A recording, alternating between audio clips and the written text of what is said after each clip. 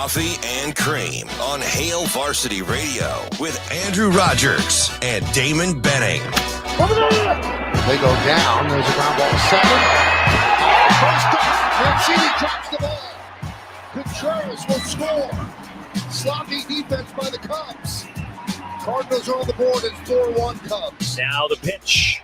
Freeman swings, line drive, right center field. Tucker going back, reaches up over his head, all the way to the wall.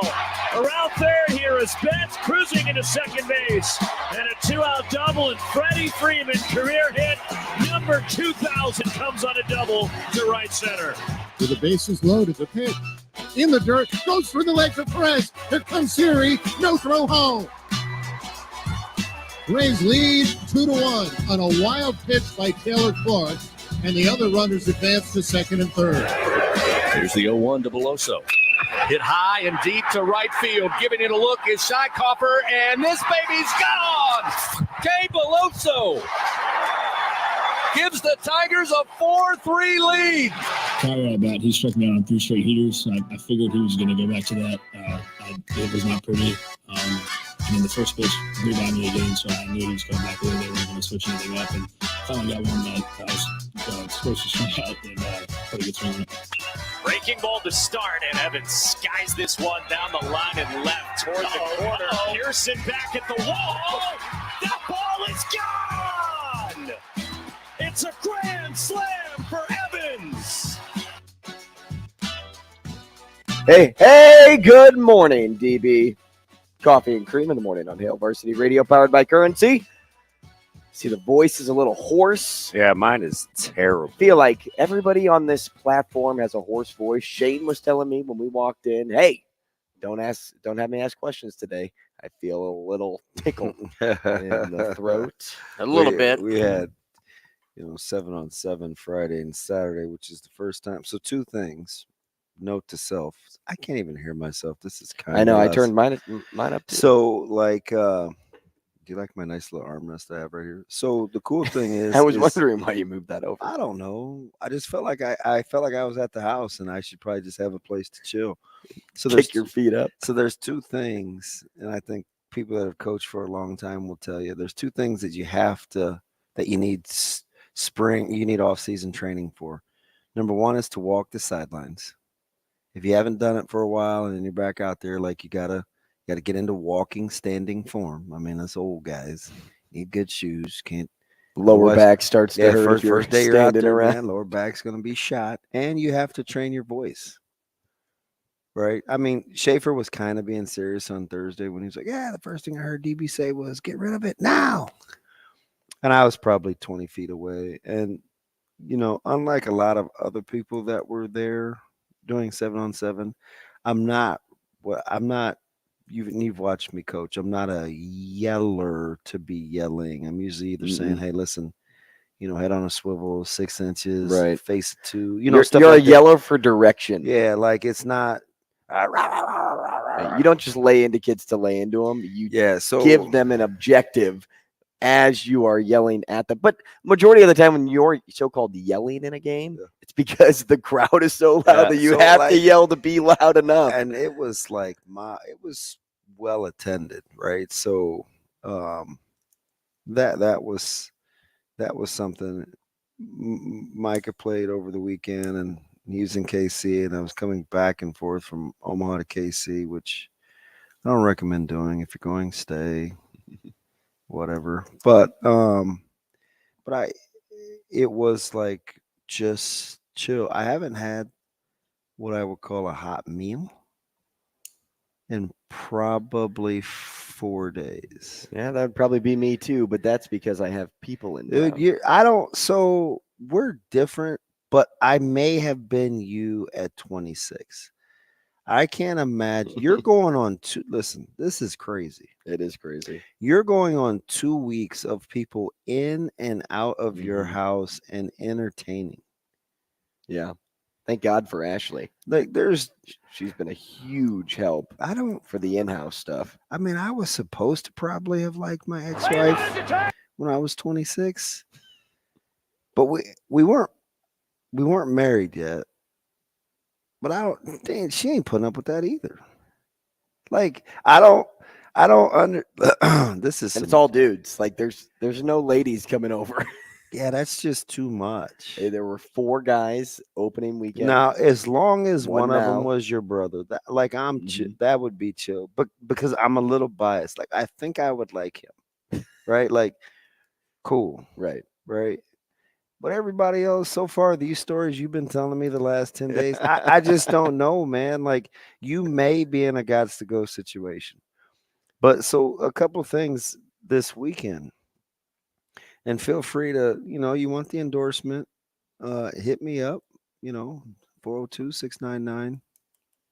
Yeah, I was going to say you given the last 4. I do have a nice, well, I have like what I would call I have 2 real lawyers, and then I have like Sasha, who's kind of doubling as the attorney that's appointed to you because you can't afford an attorney. She's like negotiating my numbers. She said, I feel like your agent. Hey, how was the vineyard? Which, by the way, I spoke out at a vineyard on Friday in Raymond, Nebraska. Those people were so cool. It was unbelievable. Now, I couldn't get sales service, so I may put in my clause, hey, I'll love to speak to you. But, because, I was only supposed to be 25 minutes. Man, they kept me for like, I bet it was at least an hour. And it was only like 30 people, but they just, they had some hard questions and stuff. And so that was cool. But I think I may put in my disclaimer, if I'm going somewhere and you want me to do something and I'm going to potentially lose cell service, I'm not coming. I'm not coming. They had you on a gravel road for like a mile and a half. It's just not for you? Like I got range, like I'm not, it was cool. But once I got there, it's a nice little, they had a smoker, like nothing was on it, but you could tell it's a vineyard, right? It's a place that can host events. And they had a smoker out there. I wanted to say, hey, listen, fire that bad boy up. Instead of like, because I know they want me to come back. There's a big deal that they want to have in Kearney. They're like, man, that was unbelievable, and this, that, and the other. And I got this deal in Kearney on November 1st, and I was like, swap me the smoker. We'll trade for budgeted items. Could you put that in the back of your car? Man, listen, or would you have to? I got enough buddies with trucks. So it's that big. Yeah.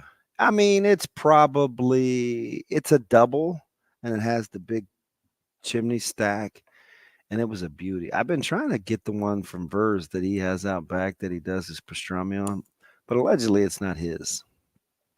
But the real news of the week is I did something twice, and I went back. I did something twice that I have not done for myself since 2011. The year of the divorce the year the divorce went final. I ate at Subway.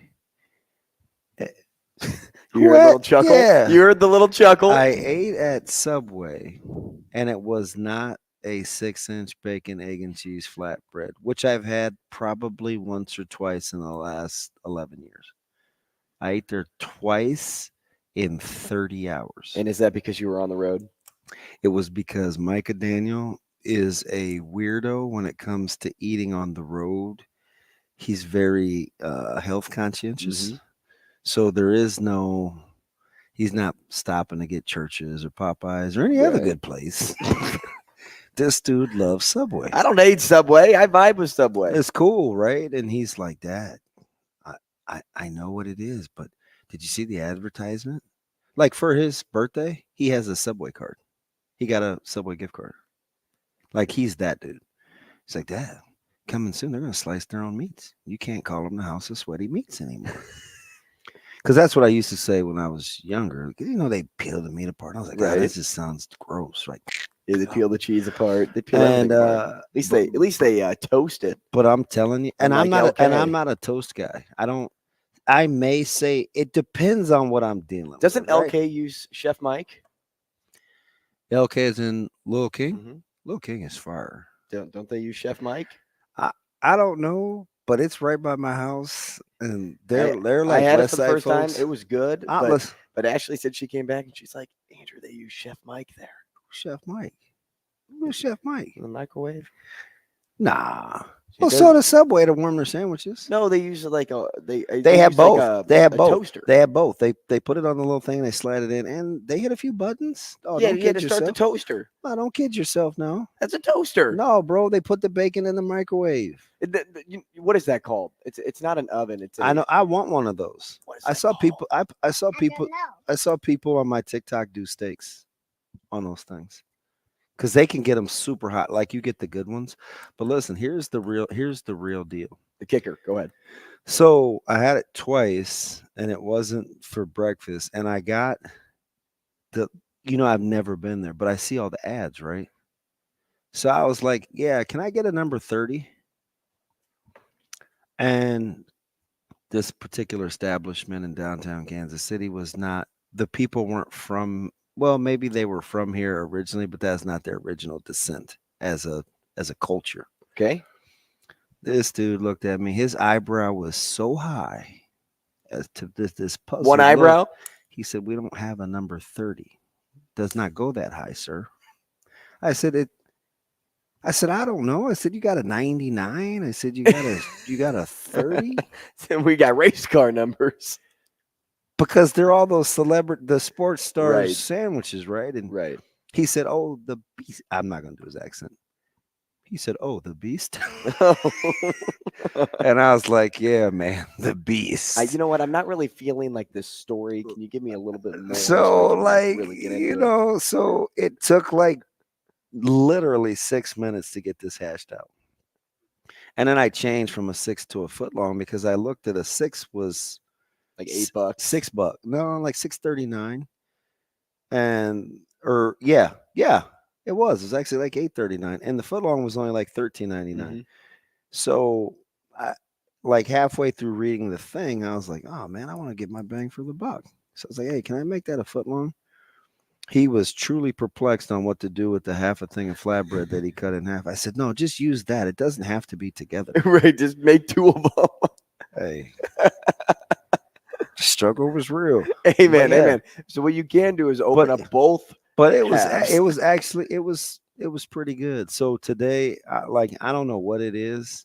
You're back on the subway train? No, I'm cooking. I want something hot where I have to use a knife and a fork.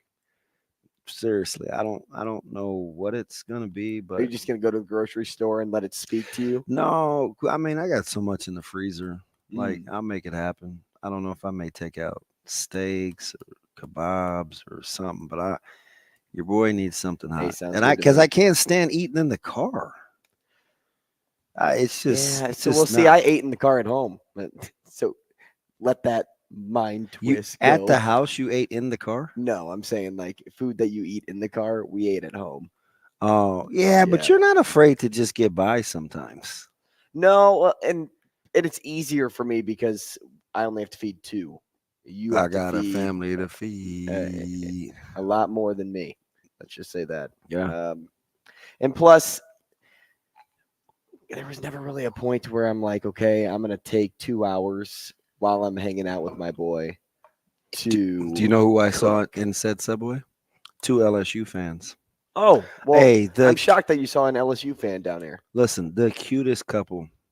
I mean, they were probably my age. And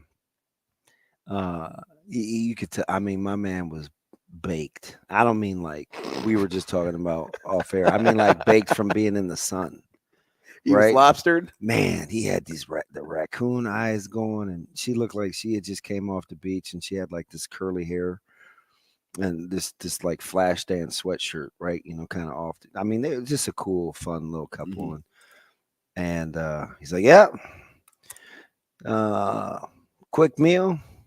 Stomach's bad from watching 23 hits, but guess what? Maybe they left it all out there and they won't have any for tonight. Maybe they're tired. And we were at a Subway that was extremely far from Schwab, extremely far from the Chuck. Mm-hmm. And I'm like, we're X amount of miles away. Why are you here? Cheapest place that they could stay. Dead serious.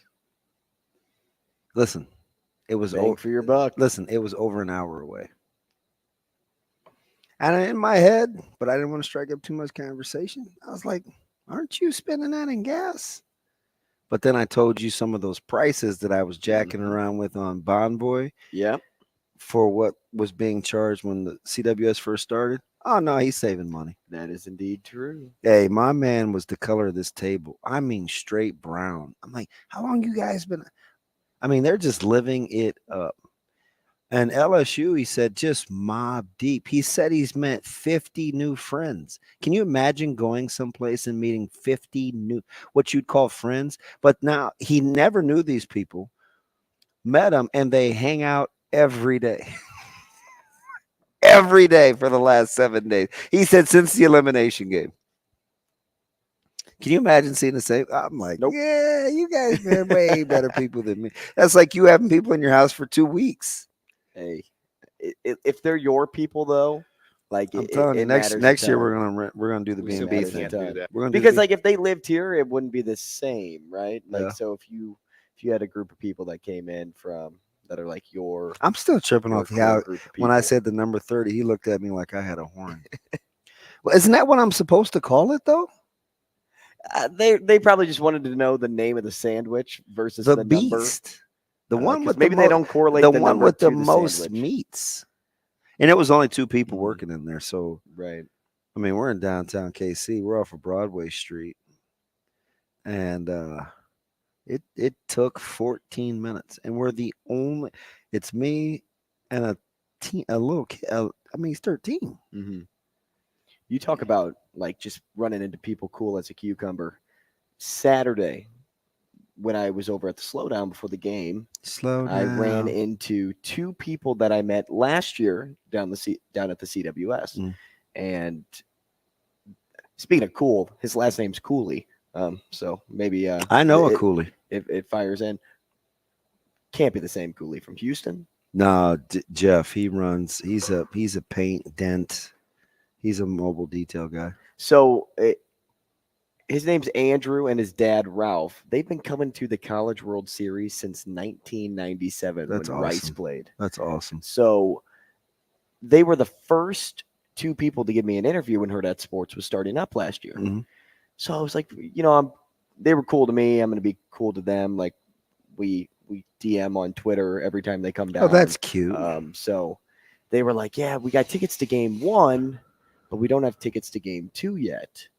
And I had tickets to game 2, but I didn't know if I wanted to go because it was like 95 degrees on Saturday night. It was stale. Mm-hmm. There was no breeze. I was like, I can't imagine sitting out here 2:00 tomorrow. I didn't check the weather. I just assumed it was going to be like the rest of the week in the high 80s, low 90s. So I said, because, I could have easily, after LSU won that first game, and we didn't know that at the time, but I could have waited and probably sold those tickets for a lot more than I paid for them. You know what's funny about that? You've been mapping this in your head we talked about this at Let It Fly 2 weeks ago. Yeah. Yeah. And you're like, so ideally, if I wanted to strike it, you're on the right. You're like, I got to be cheering for LSU the whole time. I was like, yeah. And you still caved? So I sold them the tickets for the price I got them for. That's cool. Because they were good to me, I'm good to them. Okay. Like, no, that's fair. That's fair. That's fair. So instead of, because he was like, I'm on StubHub. I can't find a ticket less than $250 right now. Yeah, folks were getting cracked. Right now. And I said, what are they going for tonight? I checked yesterday, I believe, like in the 170s if you're in the bleachers, if you find a good seat. Man, Omaha won with this event. Yes, they did. And, it would not have gone down the way it did if LSU didn't get this far. Yeah. And that's why I said from the very beginning, I need LSU to go the distance. So quietly, are you one of those guys that and I told the guy this at Subway yesterday. I said, there's this part of me. So there's this duality, right? I want to be right. And I've been saying Florida, the best team. great ranking, but they're still an afterthought. It just didn't register with me. I'm like, they're really good. So, okay, I want them to win, but I can't cheer for Florida, right? No offense, T. Phrase. His brother played anyway. But I don't love LSU either. But LSU's people are so good to me. Right, like some of my most some of my most legendary interactions at the CWS over the last 15 years have been. It's almost all LSU people. You don't have to love them to. Right, we got Shane. We got to be a bias. I don't know about these beer god. Legendary stories. So it's cool, but I don't really care who wins tonight. I just want to see. I mean, because they're going to break records. You've already got your breakfast. But I told the guy at Subway, I said, there's something about me that's kind of cheering for LSU because I want some sort of T-shirt from, we got 9 guys, we need 27 outs. We got to get 27 outs. Does anybody remember when Jay Johnson uttered that famous phrase in day 1 of their elimination back against the wall against Wake? And they didn't lose until yesterday. Like, there's something cool about how he just calmly laid that out there. We got 9 guys. We got to get 27 out. We got 9 guys available. We got to get 27 outs. We got to figure it out. So I kind of like, that's a cool story. Like, I want some 9, 27. My man Jamie can help me with the math. But I also think it is interesting how Florida has such good players. And I still don't think. I mean, how many people did you hear say, "Oh, I'm taking Florida"? It was either Wake. No. From the start, it was almost nobody. Yeah, it was Wake or LSU, right? Well, and even when you look, I think I was the only dummy that said Virginia. I mean, Tennessee was talked about. Because remember, Tennessee had the arms to come through the losers bracket. Right, they were talked about. Stanford was talked about. Oral Roberts, because they were a Cinderella, was talked about. But nobody talked about Florida, and it's because they weren't very flashy. They had Langford, they had Caglianone, they had a bunch of other talented players, but they aren't flashy. They didn't score more than 5 to 8 runs coming into the College World Series.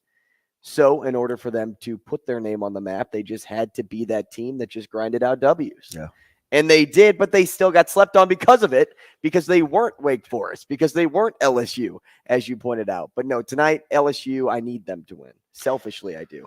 For one reason, it would put some change in my pocket. Selfish. For 2, it would be the 3rd straight year the T-shirt works. T-shirt works. Hey, so of the 14 guys that came to the plate, 2 didn't record an official plate appearance because they walked.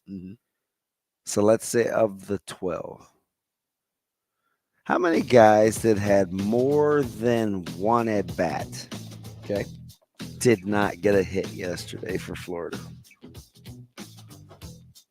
I'll say play 2. it safe. Play it safe. He had 23 hits. Play it safe. How about none?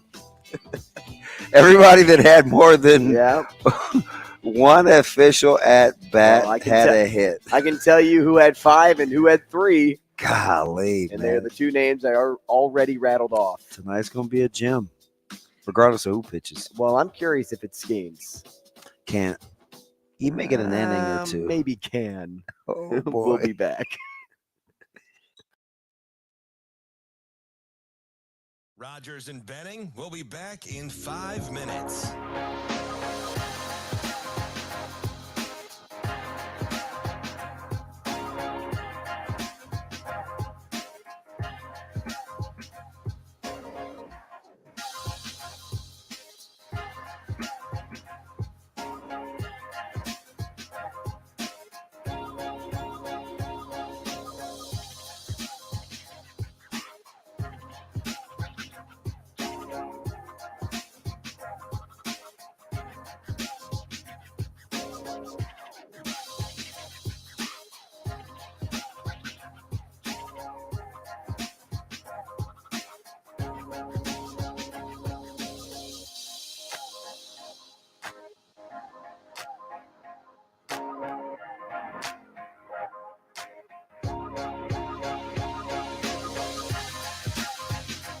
Rogers and Benning will be back in 4 minutes.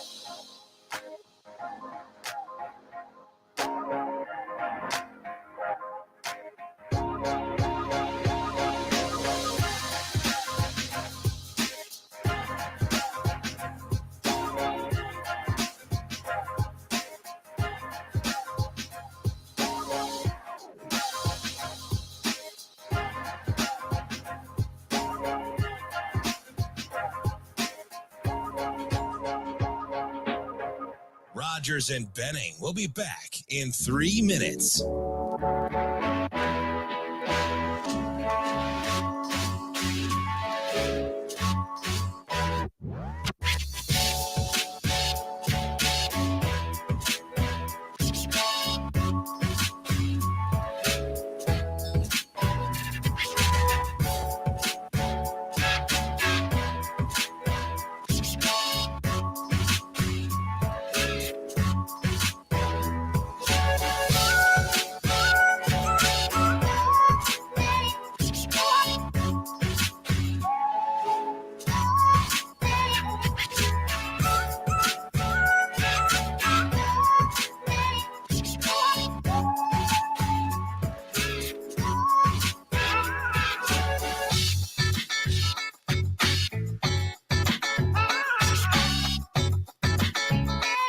Rogers and Benning will be back in 2 minutes.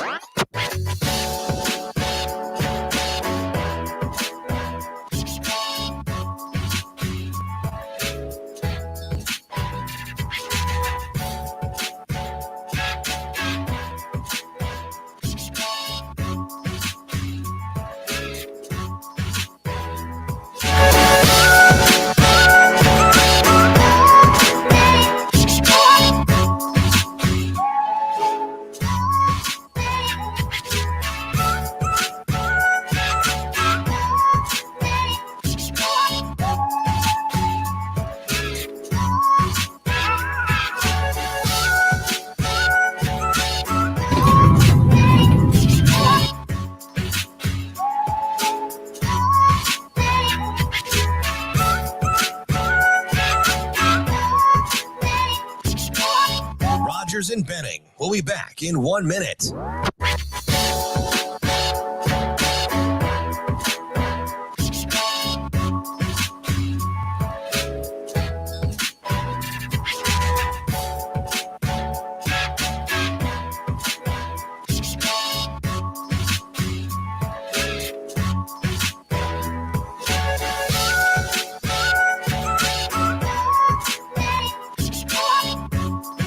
Rogers and Benning will be back in 30 seconds.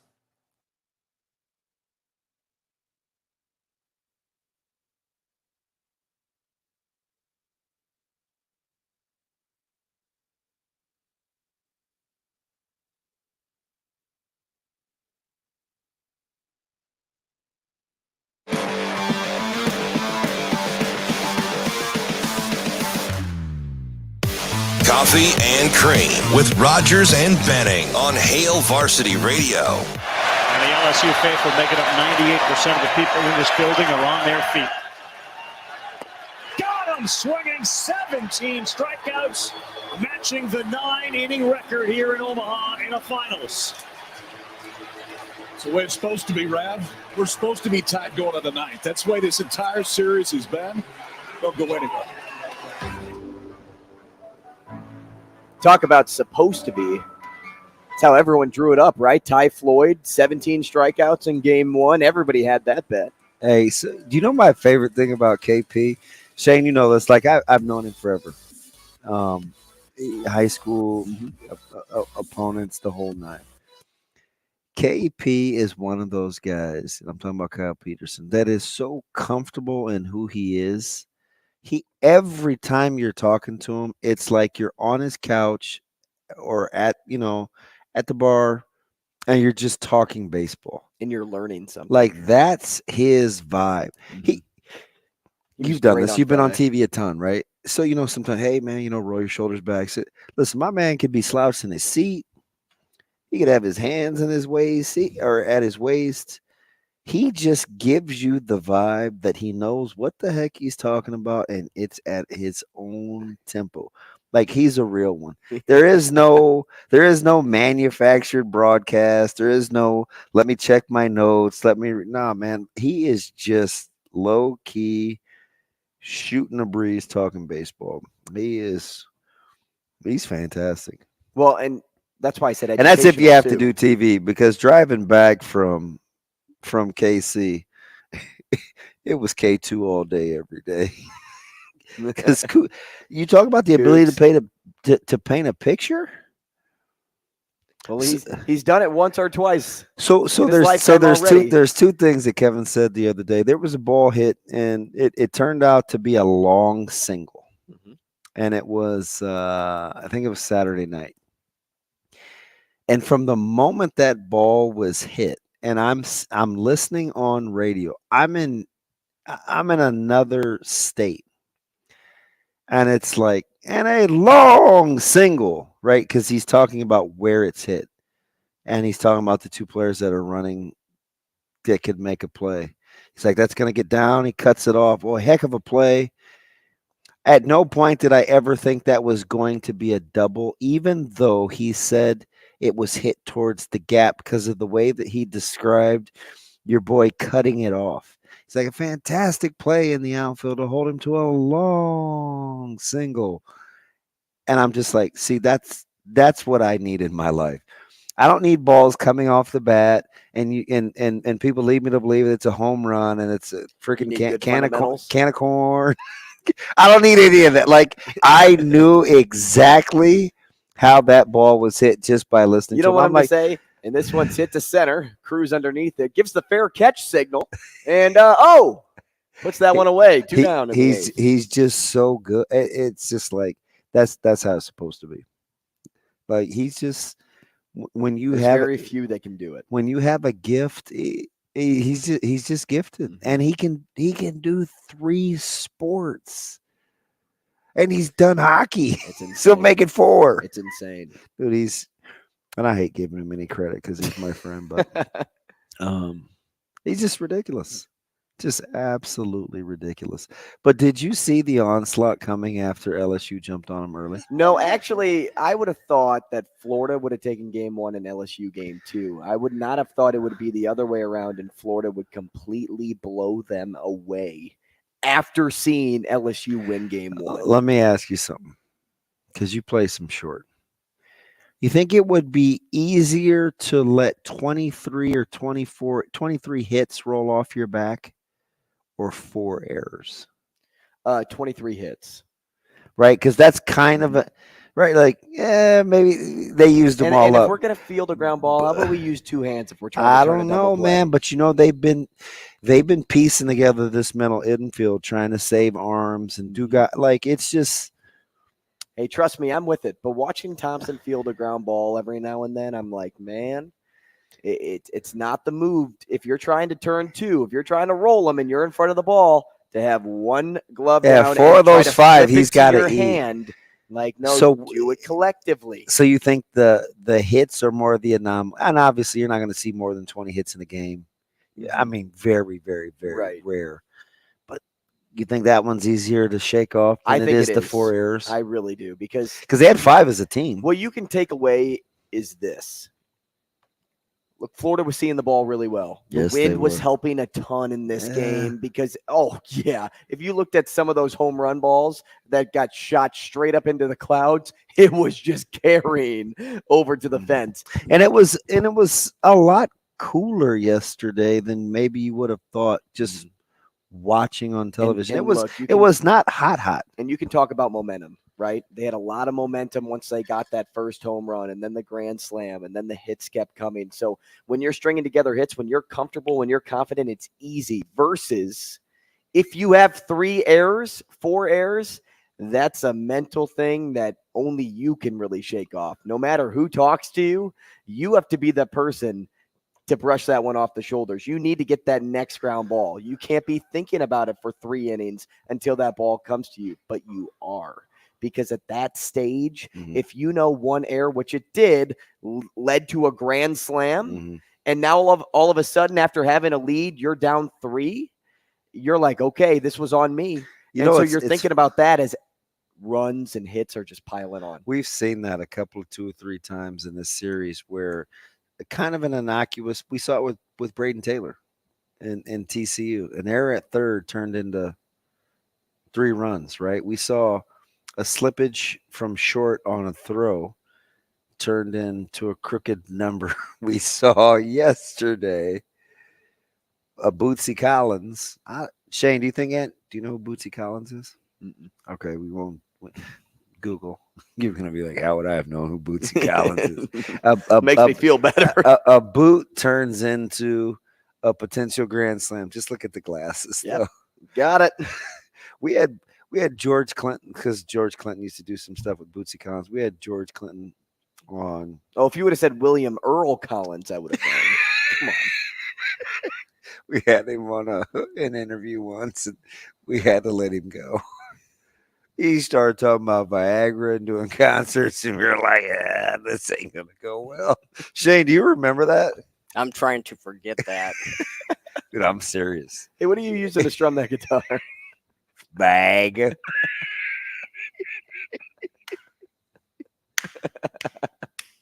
Oh, shoot. But I like, you just didn't see it coming, man. No.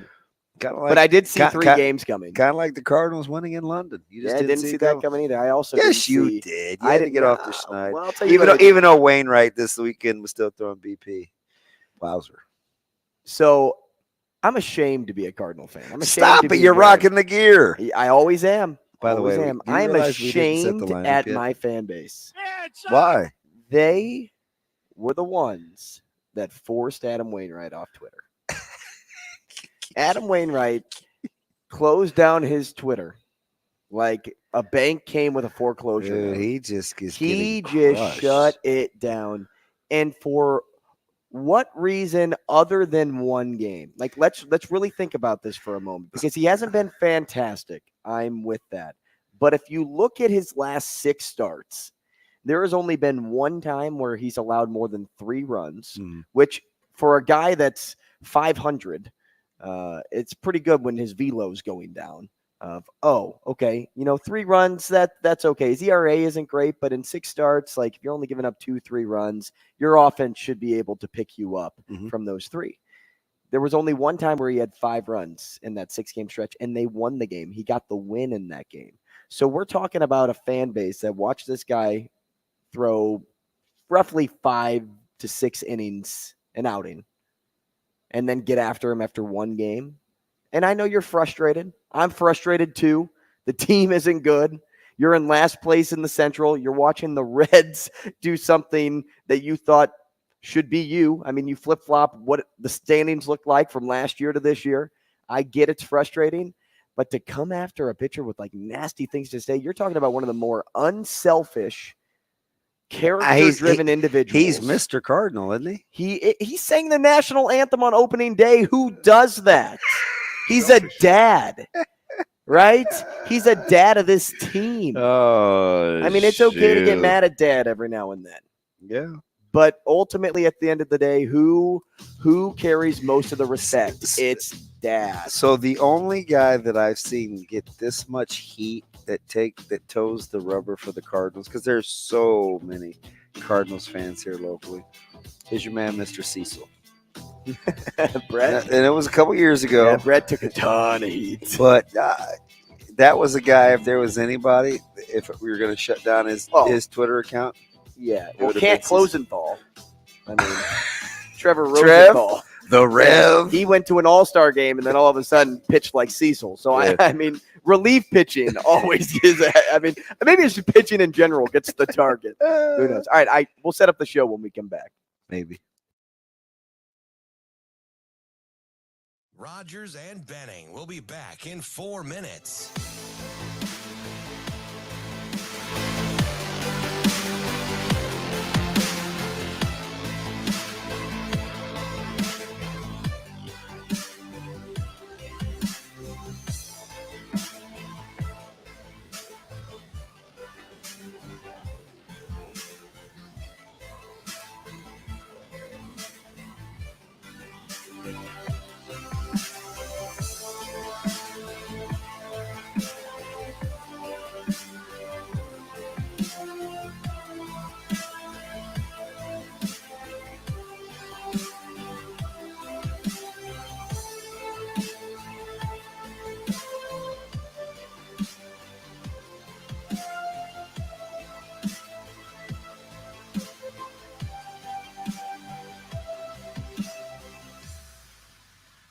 Rogers and Benning will be back in 3 minutes.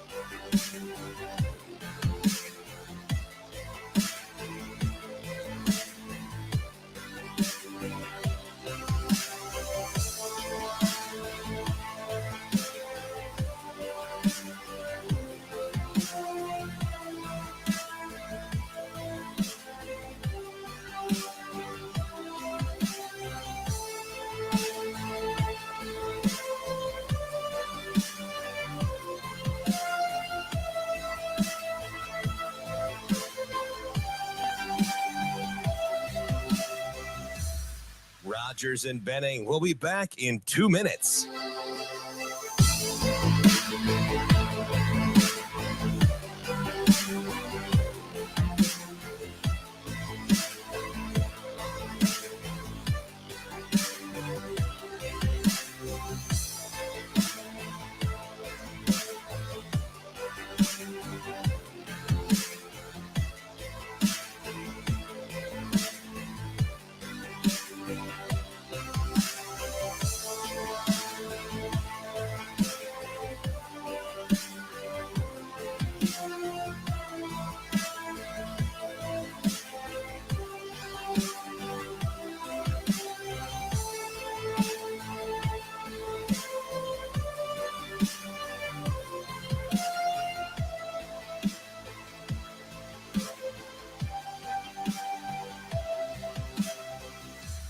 Rogers and Benning will be back in 1 minute.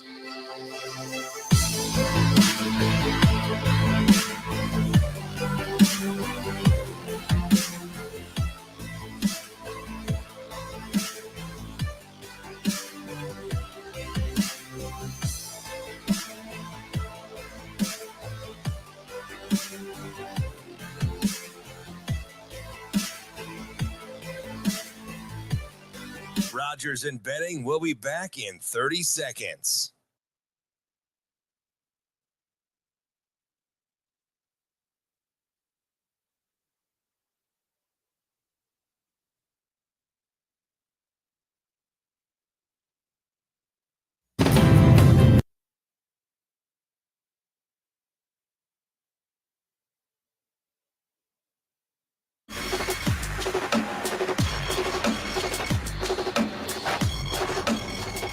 Coffee and Cream with Rogers and Benning on Hail Varsity Radio.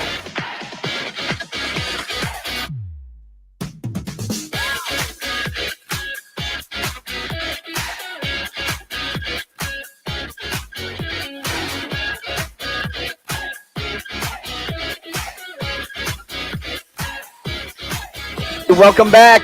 Hi, Thomas, you're correct. It's OV Day, baby, in all caps. On the stream, we appreciate all the comments that we get throughout the show. If you want to get involved, you can send us a message on the stream if you are on YouTube. That's Hail Varsity Radio. That's Hurrdat Sports. We are live there now.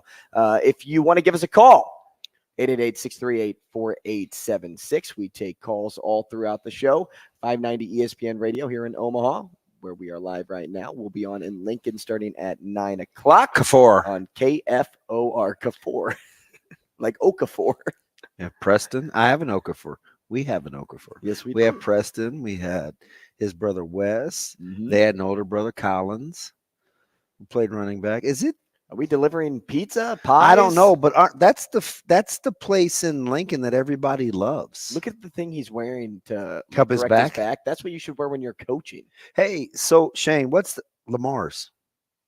Did Lamar start in Lincoln?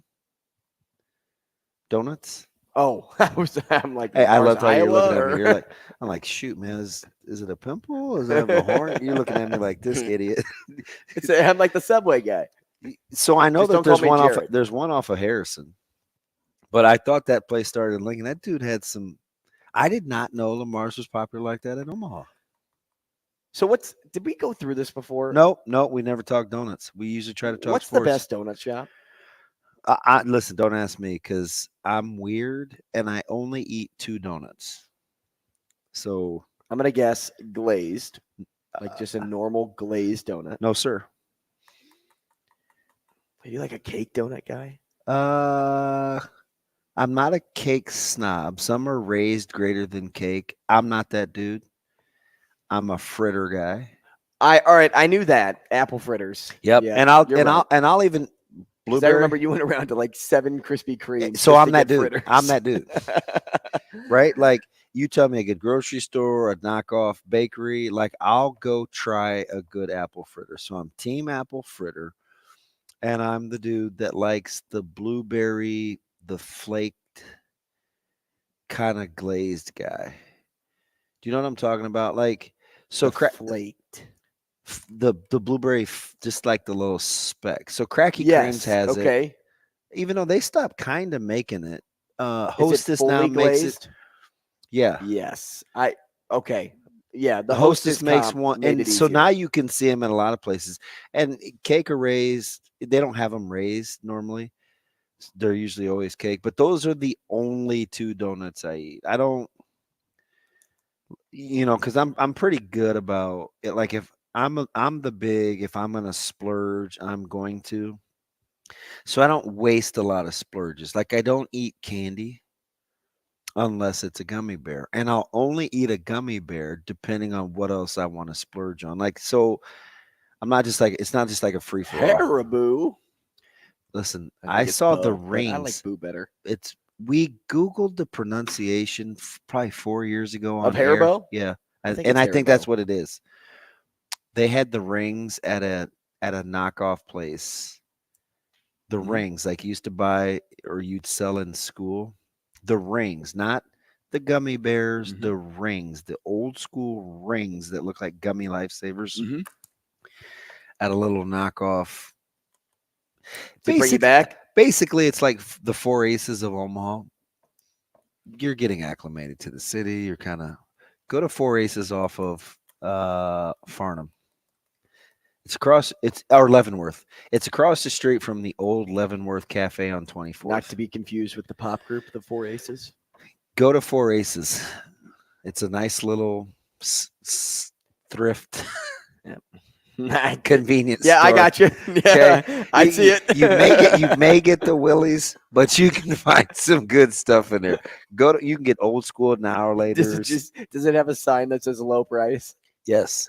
Yeah. They'll have like beer nuts and peanuts and stuff like in a grab box. You better check the expo date, but you're going to get good old school candies. I'll take it. Okay. 4 Aces. Listen, man, thank me later. It's part of the Omaha culture. Normally what I do, I check out what you tell me to check out, and I do thank you later. So. Shopping is an experience. A lot on the recruiting trail, so we'll get into that throughout the show. We're talking to Sam McKewon. By the way, they're going to blow our whole over-under of local guys out of the water. We talked about that with Sauter on Friday because I had said, do you guys remember when we put it at 4.5? And I said 2? Yeah. I said 2, and I thought that was the number. And it was for the time. Oh, yeah. Like I had to – listen, I try not to – I typically don't pick at the low-hanging fruit, but this was her second time tweeting at me. I don't care. This chick, Husker Janelle, right? Like tweets at me and she goes, "Do you remember when you said that Nebraska wasn't going to get either WS wide receiver?" And I wanted to because she tagged me with Hayes Fawcett. I wanted to because listen, I was about to go all in, and I was like, I'm not going to do that to Devon or Zay. Morris. But I was hoping she would respond because I was about to dice her up like cutlery. I was like, "Do you see? That's the thing, right?" And I'm not always gonna be right. But first of all, listen better. I didn't say that they wouldn't get either. I said Nebraska would be hard pressed to take both. Didn't think they wanted both. I still subscribe to that. Number 2, a lot happened in the last 130 hours that most of you don't even want to know about. You just want to be this nose up in the air, smell the roses, cool. Knock yourself out. I'm not here to pee on your parade or pee on your shoes and tell you it's raining. You love it. I want Nebraska to be good. I sent Coach. I'm not even getting into that. Anyway, I will tell you this. Listen. I'll stop you here. Husker Janelle tagged the wrong person. Listen, I said I don't think they get either belt. She has no idea. But see, I was gonna let her slide, but that's the second time she hopped on something some bum said on social media and attributed it to me. I'm like, she either can't listen, doesn't like me, or can't comprehend. And only two of those things I'll let you off the hook for. It's okay to not like me. I'm cool. Don't make up stuff that you want attributed to me just because you want it to. You can't listen. And I'll tell you, don't ask me any questions you don't want to know the answer to, because I'm not going to get on here unless I say it's my opinion or my 2 cents or I'm speculating. I'm not telling you anything that isn't facts. Well, and let's not just rest with, hey, he made a prediction 2 months ago, 3 months ago, that they wouldn't end up with these 2 receivers. If people want to say, hey, Andrew, you were the one that said they're not going to end up with it. Well, guess what I didn't know at the time? I didn't know they were going to get DK. I didn't know that he was going to peer recruit. I didn't know that, conversation could be that had. Wasn't even it. He's going to get credit from the guys that follow recruiting that don't really know. But that was only part of it. Mm-hmm. But that's what I'm saying. There's so many do you things really that want to know the add into Devon it. Hall story? No, you don't. No, you don't. And even Hall 2 Fridays ago thought he was out on Nebraska and didn't think he was going there. So cut it out. Right. I laugh, but it's an ever-changing thing. No, and listen, I usually take it easy on probably a little more kind to ladies, but you had no idea. Listen, I sat on it. Did you have a draft? And I have to be in a certain mood. I pick and choose when I want to go all in. And I thought about it and I was like, I'll let this one ride. It was but it was a pretty good weekend, I think, for Nebraska and recruiting and trying to establish a way to lock up the state. Right? What now? You're just it's just people on Twitter. What happened now?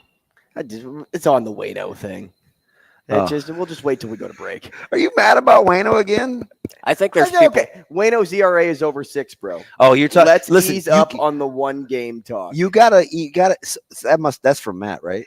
Mm-hmm. Is that Listen, he's just kind of I told you he's very cynical when it comes to the Cardinals, but he's just cynical in nature. It's not personal. He gets at me. It's good nature. He's good nature. Say though, he's when a good dude. You talked about your past Husker DM.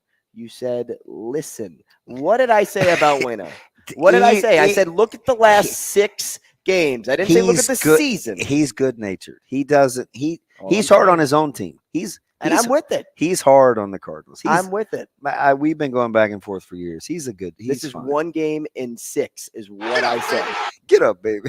Is what I said. Get up, baby. Get up, baby. Let's go back and get the details. Hey, so listen. That's the one team you live and die for, right? 100%. Okay. I'll do it for the Blues too, like my St. Louis teams. Yeah. So we got to get you more invested in a college team to lessen your angst, because I've been. You got on me too, right? The whole Goldschmidt and Arenado thing. I thought we were going to fight for 7 days. I get it, but we gotta spread your. You're only passionate about a couple of your teams. So when you start knocking in that neighborhood, it's like you want me to get passionate about Tulane? Warning, protected by Viper. Please step back. You're just not having it. I'll bite, man. I'll bite the apple. It's all good. I'm glad we set the lineup because now we know that Sam's coming up at least. I'm telling you though, Maddie's cool though. I did say it. Sam McKewon halfway through the segment. He's coming on next. We have a packed show. Brady Oltmans at 8:45. The sports cleanup at 9:30. Your recruiting questions at 9 o'clock, and then Phil Stanton to close out the show. We'll be back with Sam. Rogers and Benning will be back in 4 minutes.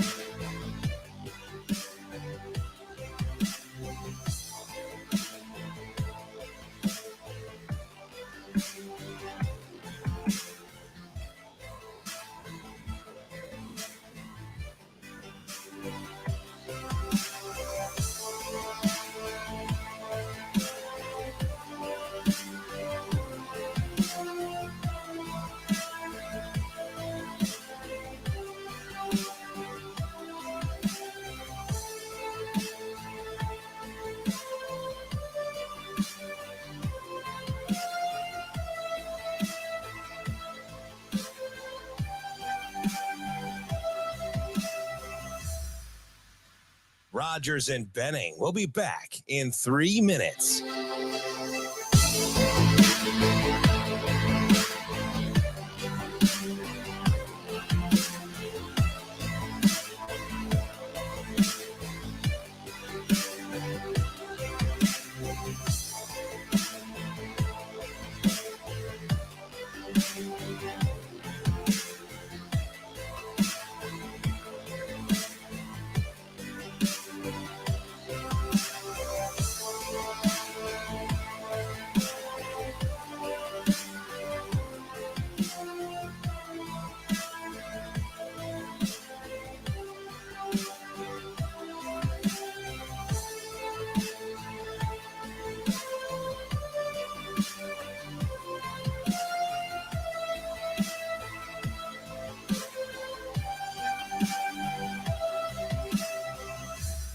Rogers and Benning will be back in 2 minutes.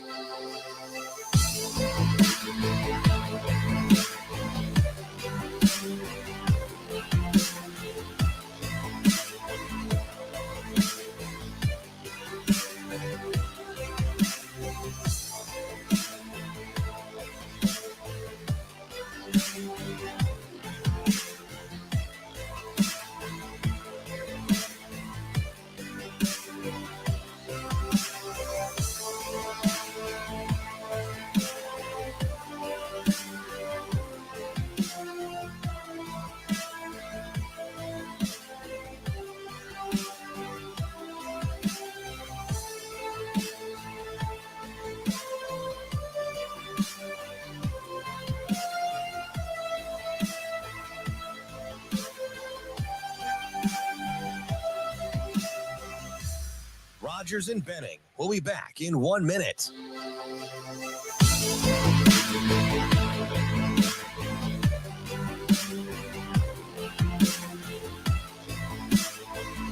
Sam McKewon.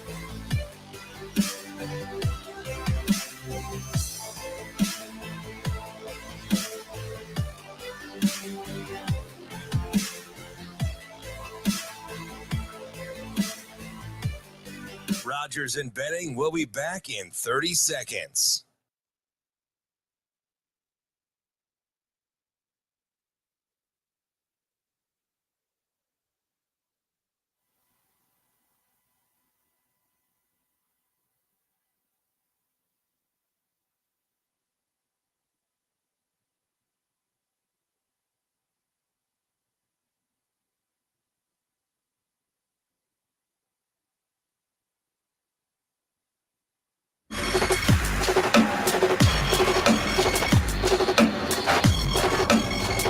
Coffee and Cream with Rogers and Benning on Hail Varsity Radio. Here is the sports editor for the Omaha World-Herald, Sam McKewon. That's fine. That's fine. That's fine. Sam McKewon.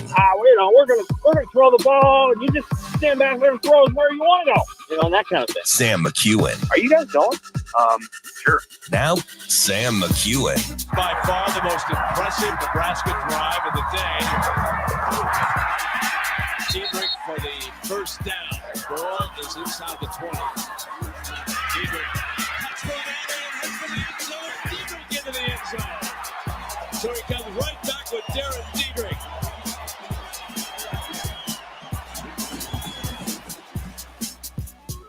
So we welcome you back. Coffee and Cream in the morning, top of the 8 o'clock hour in his usual time slot. The guy that does just about everything. Although, you got some goodies, man. I'm all in on guys like Evan Bland and Amy Just. But Sam McKewon holding it down as we come back with some highlights, Sam, of a guy. I don't know if it's over or under or just appreciated. Darren Diedrich, who we lost over the weekend, lost his bout, just 44 years young, serious bout of lymphoma.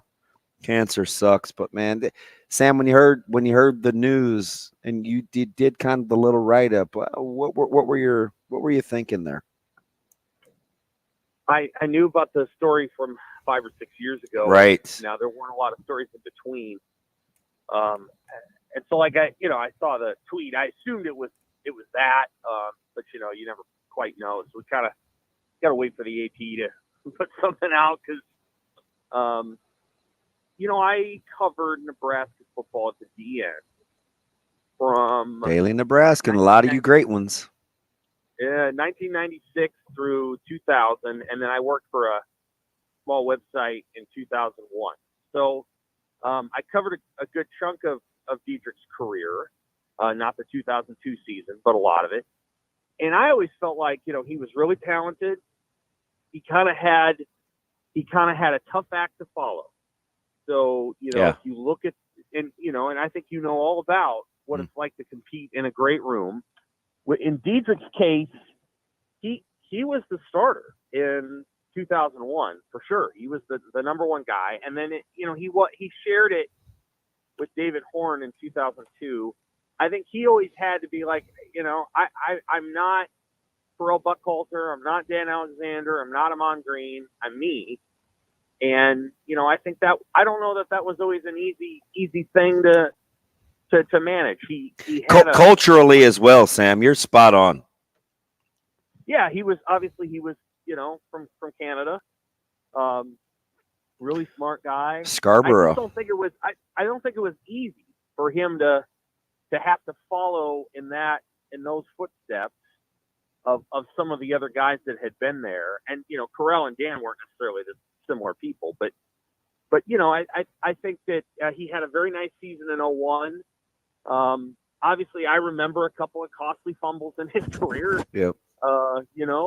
In the 99 Big 12 championship game, I think he's the one that fumbled and gave Texas its only score. And then obviously against Colorado in 01, but he was a good back. He was really talented. He was a really talented guy, very fast, very physical, and had a nice career. Tends to get forgotten a little bit. There's a gap between, when Corral left and when Corey Ross took over, and people don't always remember who was in between. And that was Diedrich. That was David Horn. Those were the two main guys in that period of time. Sam, on the heels of a heavy recruiting weekend, 8 commits last week alone, had another big Friday, getting 2 Bellevue West Thunderbirds. We touched on them a little bit in the last segment, in McMorris and Hall. Let's start with Hall here. A week ago they're all out. Now a week later they're all in. If you could give me one word to describe how you think conversations had to go in order to make this flip happen.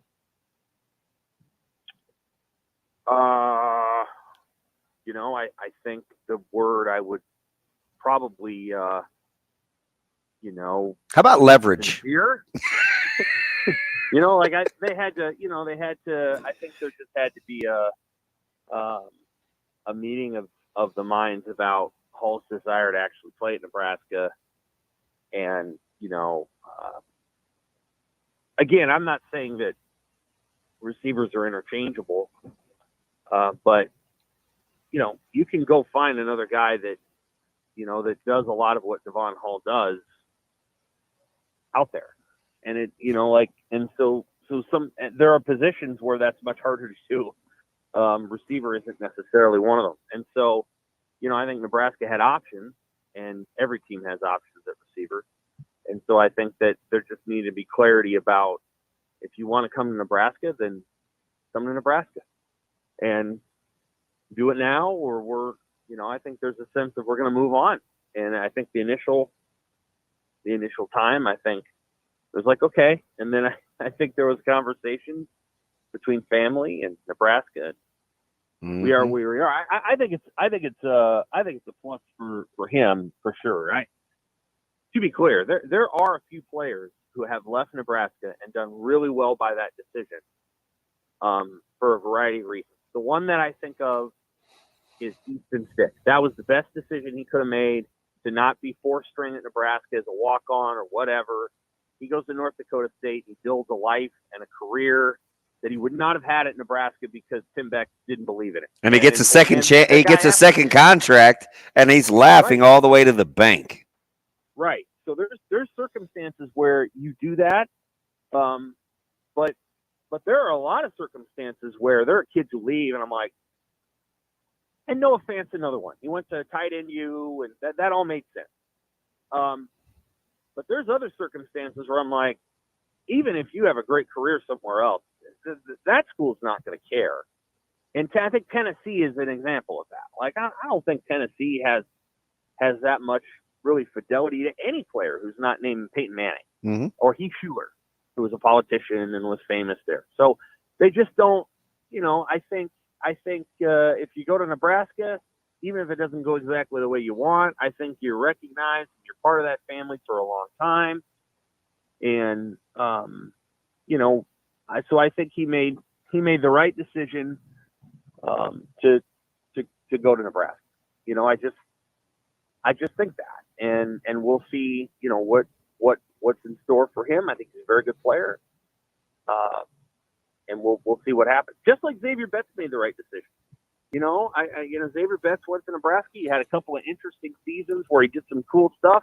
He left the program, but you know what? When you go to Nebraska, you get to come back, and that's exactly what happened. And he goes somewhere else, and he didn't go back. So, that's part of why you picked Nebraska. And I think Betts is in good shape too. And to be clear, if Xavier Betts is going right and in good shape, he's the most talented receiver on that team, and maybe the most talented receiver outside of Marvin Harrison Jr. in the Big Ten. I'm not exaggerating. That's how talented he is. No, what's funny is we kind of undersell that. So this whole thing is weird, right?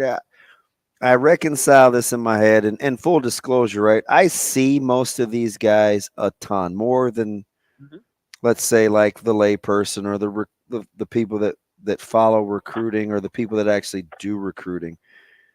And what you just said about Betts is interesting because we forget that Betts' numbers coming out of high school and his testing were like in the top 1% in the country. And we undersell him because of what he's been through. Yet there will be guys that have followed that don't produce near the numbers, the productivity, even have the track numbers, and we fawn over. It's like, which is it? Or are we just prisoners of the moment? It is such a strange phenomenon. You can have you can have a proven guy with huge numbers, but if he's not going in Nebraska, it's like, he's okay.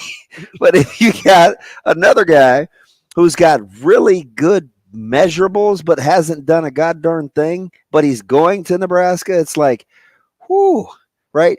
And that's not for the school to worry about. Rule is fantastic. That staff is doing their thing with evaluations. It's the perception that builds. It's not ill will, but I know how a lot of these guys at the high school level feel about how the fan base has treated them. And that just is what it is. I can't apologize for that. Like I know how some of these guys feel. Yeah, I would agree with almost all of that. I'll tweak a few things. First of all, I don't know that what I would describe as the broader fan base is thrilled that these kids go to Nebraska. There's a specific. So maybe the empty can rattles the loudest. Well, that there's what you would call an informed niche of the fan base, which is informed by us as media, that has a, and I've said this before, and this is not true of me, I don't think, but so I don't want to levy the critique too hard. I think local media are too hard on the local athletes. And by that I mean recruiting media and all this other stuff. Now I see it manifests itself more in basketball than I do in football. And I think it has to do with, person X, and this is true in a marriage. You know everything about your spouse, all the things that are annoying about your spouse, all the things that are annoying about your own kids.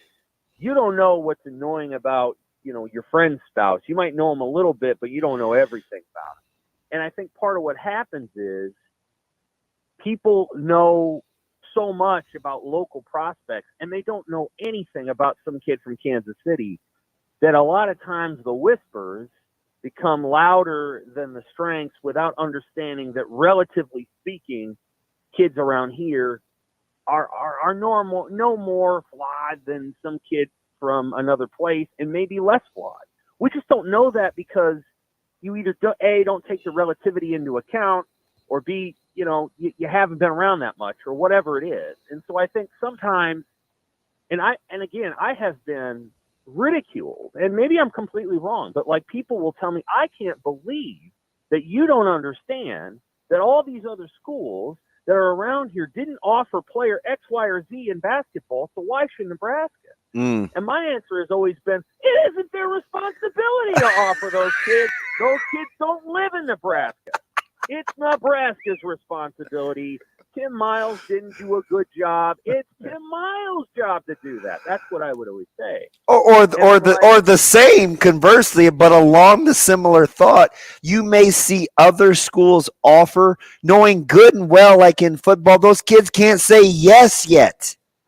Right. So, it's like the kids know, like they know when they can't say yes. But all we care about from the outside is that school X offered. I'm like, you guys. Right. That's exactly right. The student, they're starting to feel a certain way about you guys, and you don't understand what you're doing. Right. Like, right. It does breaks my heart is a little too whiny, but it's just like, can we just chill for a second and let this thing happen? Because the kids talk, the players talk, and the coaches talk. Like, you want to keep, you know better than any, because I talk to you so much. But like, it's like, sometimes I don't think we know what we're really it's not damage, but the info that we're providing for people to respond to. Right. And like, again, like, I don't want to, and I make lots of perceptive errors too. And people will, and I'm clearly over whatever as it relates to local prospects, including in basketball, which again, when people say to me, Creighton this, Creighton that, I'm like, listen, Creighton's probably going to be pretty darn good over the next however many years because of Isaac Trout, Jason Green, and Josiah Dotzler. And I know you don't think those players are good, because how could they be good? Because they played years. But I'm telling you, like somebody was telling me, hey, Isaac Trout's looking pretty good, and Creighton, whatever. Yeah, they love him early on, man. Yes, they do. He's a good player. Who cares what Virginia did or didn't do? He could score. Well, yeah, he scored for 4 years in Grand Island. Yeah, he could score. He was working against triple and quadruple teams for 4 years. You don't think he didn't learn how to score? I mean, so stuff like that. It's like, yeah, he's going to be better than Mason Miller. Can you believe it? Sam, this seems like it stems from a certain particular place. I think this is a lot of this though is built, because I feel it's just built up, man. It's like, well, you just want to start telling the stories, but we're not prepared to hear them. It's like, he didn't lead his team to the state tournament. Well, that isn't his fault. I mean, how many guys do you want him to score around? Like, what do you want him to do? So like that kind of stuff. And it manifests itself quite often of like, people just kind of shrugging their shoulders and go, well, he must not be very good. Or well, he wanted to leave, so that means, he wanted to get away and he couldn't hack it there. And all those things happen. And I'm telling you, it happens more in basketball than football. I don't know, man. We're quick to look at stars and who's offered and who hasn't, and we formulate all these opinions. How many offers does this person have? And I'm telling you, man, 85% of these people with comments couldn't tell you one iota about how to watch film. They just couldn't. I couldn't either, but but I do watch a lot of it, at least with football. And what I would say is, again, what I take into account is just a basic principle of, yes, there are degrees of competition.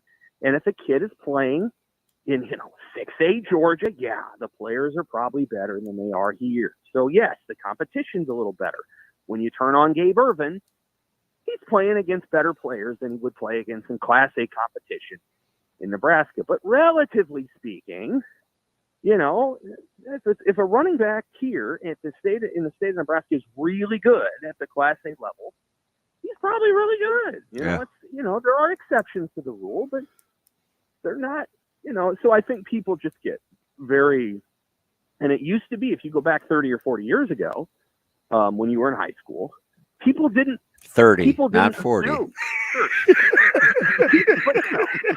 when you committed to Nebraska and Rashawn committed to Nebraska, and Cal, everybody just assumed you guys were really good because why would Tom Osborne pick a running back out of Omaha who wasn't good? Right. He's Tom Osborne. They win all the time, and if he thinks you're good, well, then everybody trusts that. The challenge is Nebraska hasn't been that good for a long time. And Tom and people don't have the reputation of Tom Osborne and Frank Solich. And so as a result, I think there's a natural born, well, Nebraska, they'll take these guys, but who knows what's going to happen.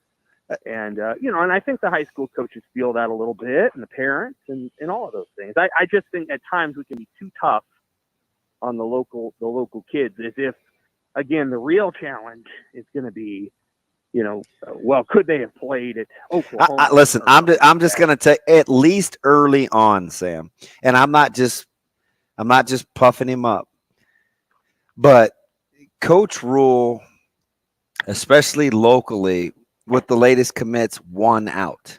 Like Coach Rule, that staff won because they banked on themselves. They trusted their own eval. They played their cards a certain way.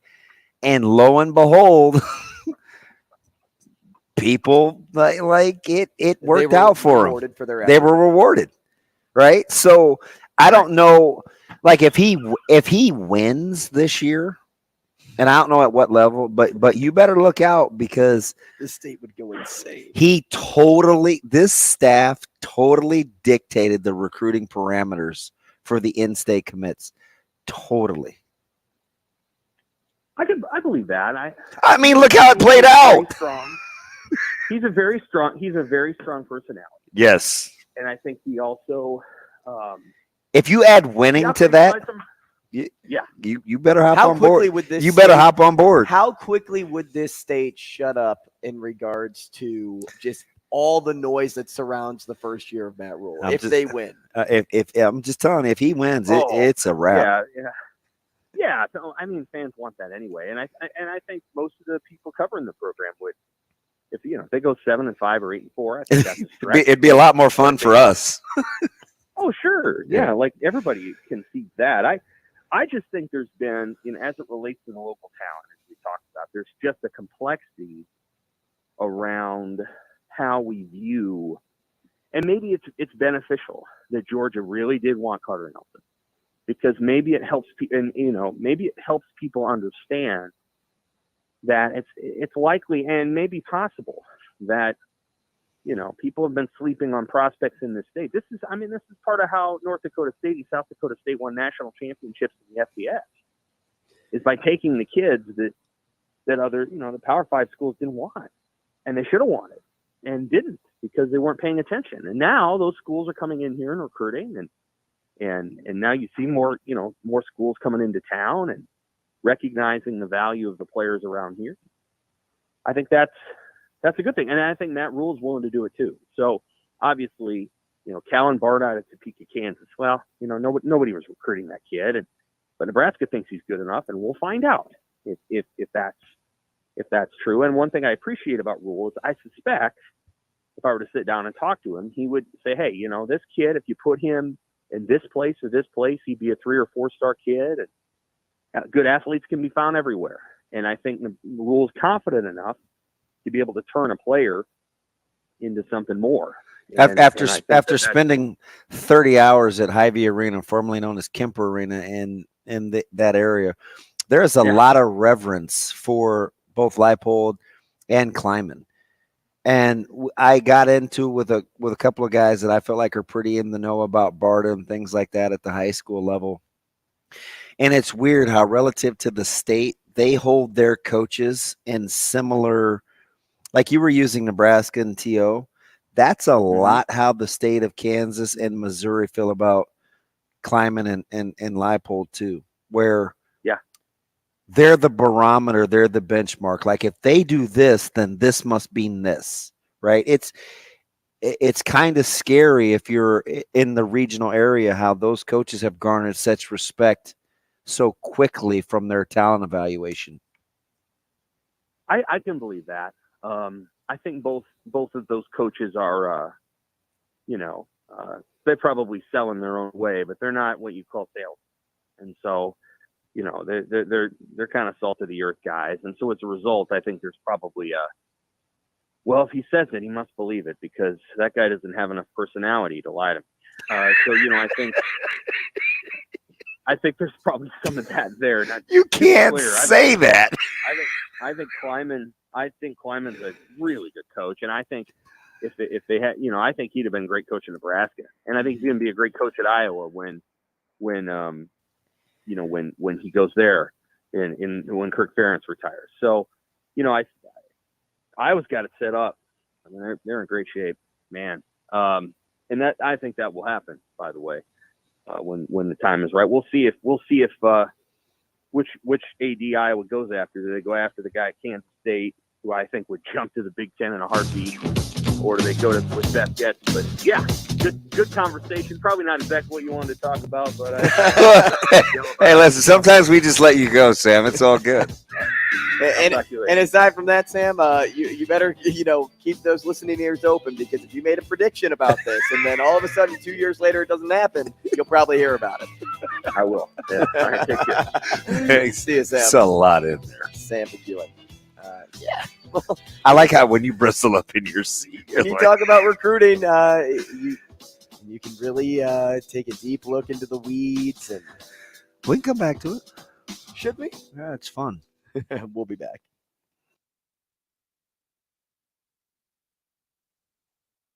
Rogers and Benning will be back in 5 minutes.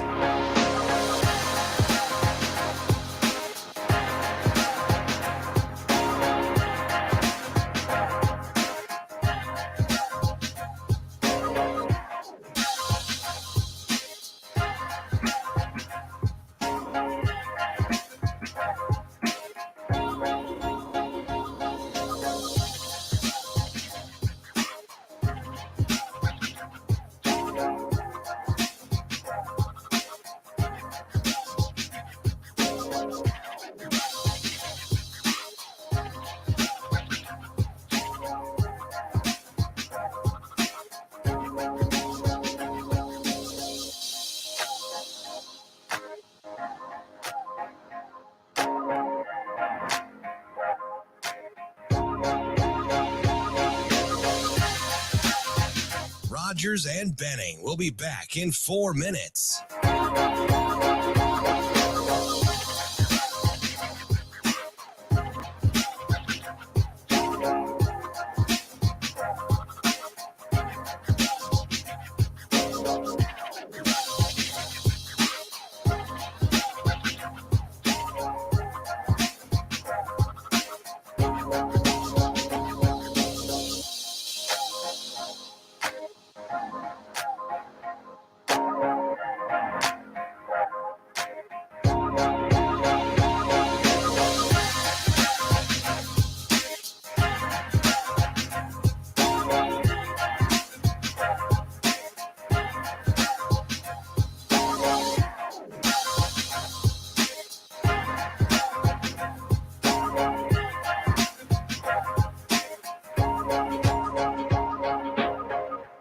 Rogers and Benning will be back in 3 minutes. Job.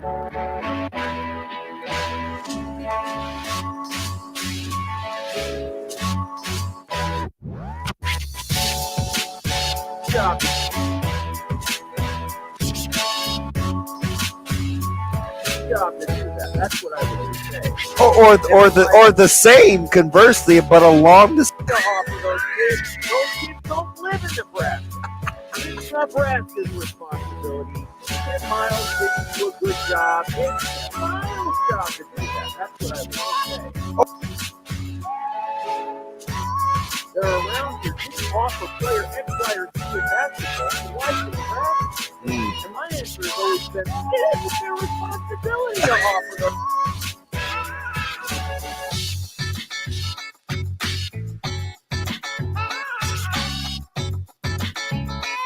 Rogers and Benning will be back in 2 minutes.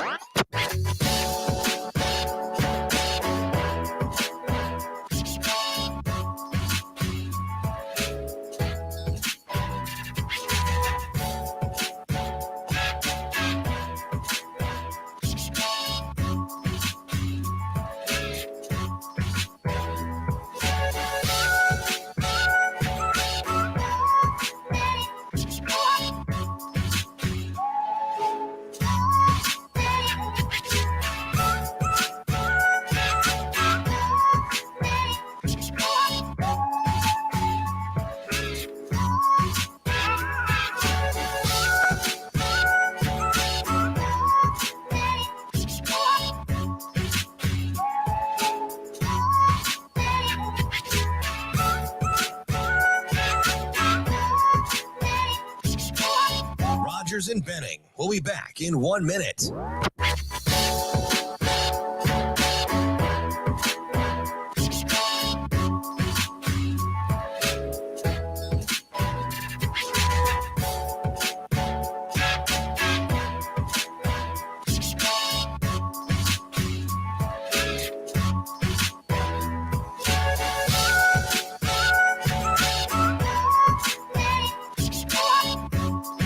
Rogers and Benning will be back in 30 seconds.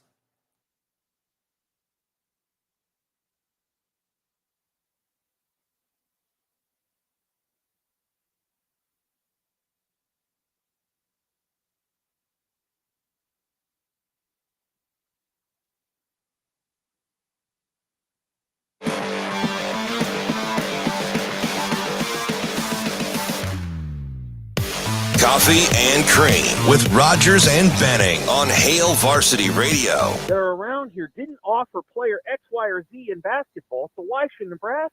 And my answer has always been, it isn't their responsibility to offer those kids. Those kids don't live in Nebraska. It's Nebraska's responsibility. Tim Miles didn't do a good job. It's Tim Miles' job to do that. That's what I would say. A lot in there in that interview with Sam McKewon. If you missed it, go back after the show and check it out on the podcast at Hail Varsity Radio, and you can hear the full 24-minute interview with Sam. Welcome back to Coffee and Cream in the Morning on Hail Varsity Radio, powered by Currency. He's ED. I'm Andrew Rogers. We are happy to have you with us. Man, where to even begin? Where would you like to start? I don't know, man. It's just a lot. Like, so I pit. There's a lot of things in my head, right? I just watched almost every good player in the state at the 7-on-7. At 7-on-7. Those kids don't right? live in Nebraska. Which low-key may be the most slept-on summer tournament, that 7-on-7. And I get it, right? So in one hand, I want to say, oh, it's just 7-on-7. But so much of that is like the camp setting anyway, right? Offers from 7-on-7. I mean, whatever, right? So I look at Sean and I look at Avery Harris and I look at, so I hear this. Oh man, Ingerson isn't this, isn't that, isn't this. Did anybody watch Papio Friday and Thursday? Like, Ingerson is a stud. He looks like $1 million. He doesn't want to be a tackle. But because he's not going to Nebraska, it's whatever, right? Or what else? Like Thursday, Bellevue West. Hall, McMorris. Kalen didn't get a ton of work. He just was kind of, he's kind of their pulse, right? And I watched some of these guys play defense. Oh, the Bellevue West coach, he doesn't have his guys play defense. You guys have no idea what you're talking about, right? Like, you got a new, and I'm a big Gentile guy. I like their D coordinator, but you watch a lot. So I'm like, okay, these guys are pretty good. I know what the experts think. But these guys are pretty good. I watch Millard South. They won the whole darn thing, right? Those guys are pretty good. I watch a couple guys from Omaha North, right? Champ Davis, Donovan Jones. Those guys are pretty good, right? It's so interesting, and I'm going to pit this against states. So just spent time in the Kansas, Missouri area. Okay. I'm always trying to fact find to add to the repertoire. So I ask about Barta and what the perception is of Kleiman and Coach Leipold and what Kansas is doing. And see those fan bases. And Kleiman is a little tougher critic because he has Bill Schneider. But in Kleiman, they trust.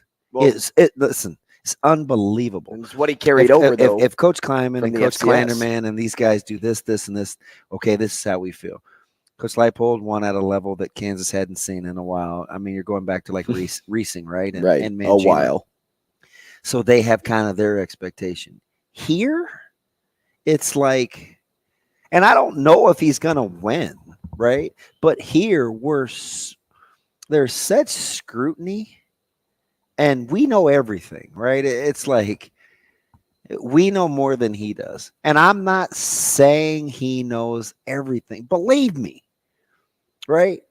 Like, I don't want to give anybody all the power, but for us to be so kind of skeptical of what he's doing in that evaluation, it's just interesting because you have to pit it against what we're used to. In other places, they've won more than they've won in a long time, so those coaches become the barometer. With Coach Rule, he hasn't won as much as the guy 25 or 20 or 15 years ago, or even 10 if you're talking about Coach Pelini. So he doesn't come with that kind of like cachet. But I'm just saying, it's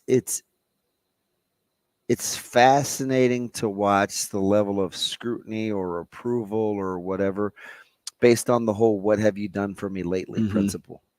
Like, that's the thing that's kind of mind-boggling. And I'm not saying Coach Rule is petty and he writes stuff down, but don't think he doesn't have a long memory, safe right? inside his brain, because he does. And I'm just saying, and I'll use it with how he's gotten the guys in state here locally. Don't think that they're not running the show. They absolutely are. And you better be one. I say this in my own household with my own kid. You better be 100% sure that you can live with the outcomes, because they're not budging. They're just not.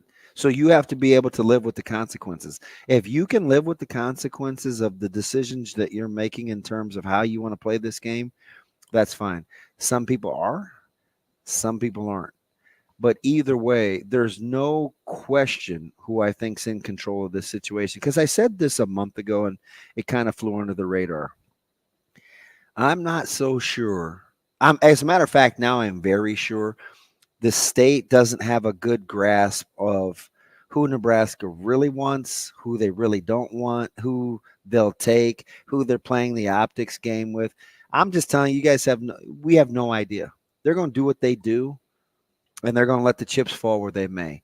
That I know for absolute sure. You may say a guy's a must-have, or he's not a take, or he's this, or I don't see this guy be. Listen, I'm convinced now more than ever. Nebraska is way ahead of the game. You don't have what happened with Hall and McMorris and some of the other things that have happened over the last 3 weeks and not be in control of the situation. It just doesn't happen. And I can say that and lay my head down at night and feel good. And I'm not just giving you Nebraska's perspective. I spent the last 2 weekends with Lamar McMorris, who is Zay's dad, who played with ETG, who I've known his whole life. I know the conversations that have happened with the Hall family. Don't have to know Hall's parents, but I do have a good relationship with Devon, and I have a great relationship with Nebraska. So, like, you know, what's going to happen with Carter Nelson? I don't know. I don't know. I saw all the crystal balls. I saw, you know, it's obviously swung to Nebraska. What happens with Pyfrom? What happens with Benning? You know, I'm not going to put my Caleb in that conversation, because for most people he's kind of an afterthought, which is fine, because that's just how it. Hey, you'll be Florida. Well, that's the card that he's playing. I mean, he's playing his own hand. So however that happens, it just has to happen that way, right? Let's take I gave Ingerson as an example. I wish you could have watched him. Well, that's just what I'm frustrated about.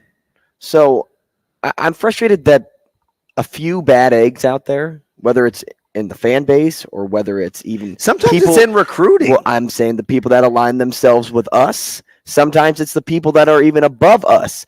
I get frustrated at the fact that bad eggs in turn leads to conversation being dictated throughout. Everybody tells me what Ingerson isn't.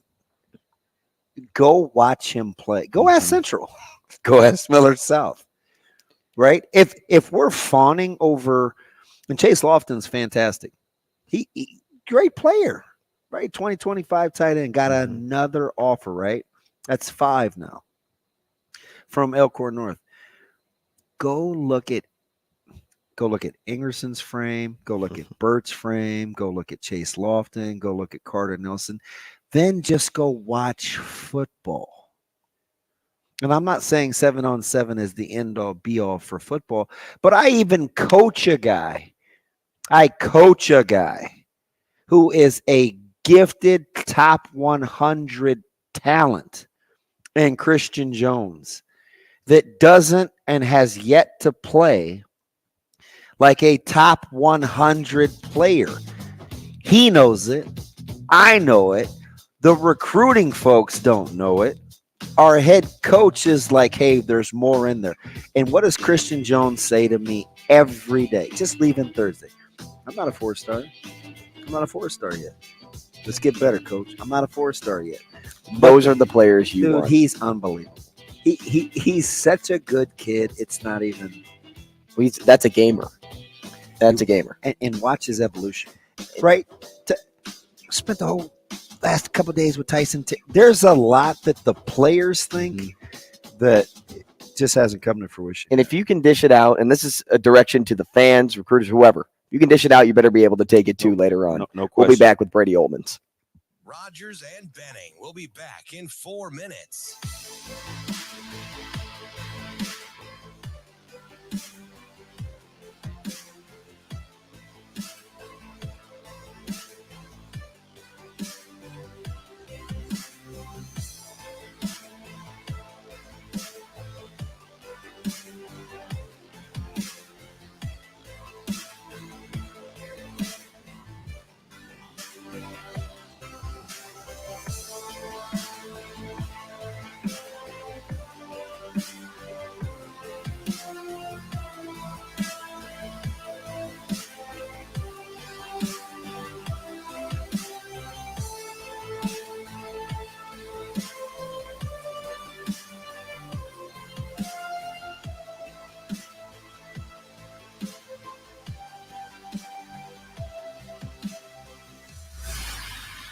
Rogers and Benning will be back in 3 minutes.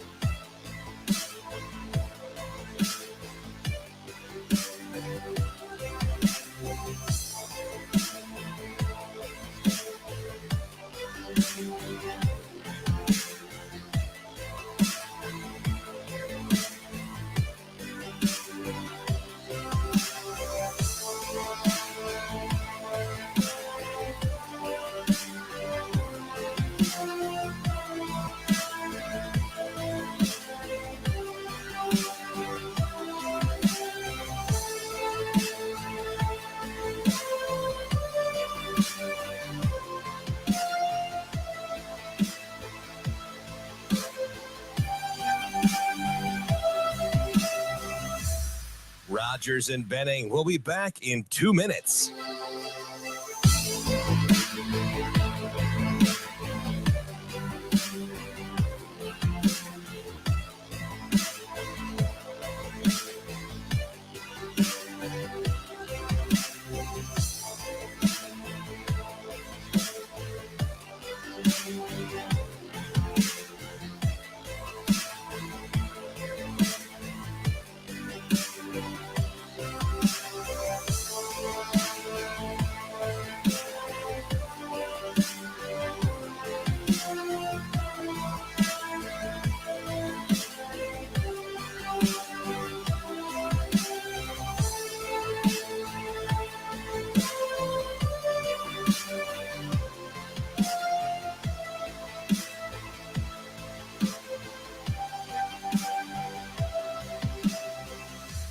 Rogers and Benning will be back in 1 minute.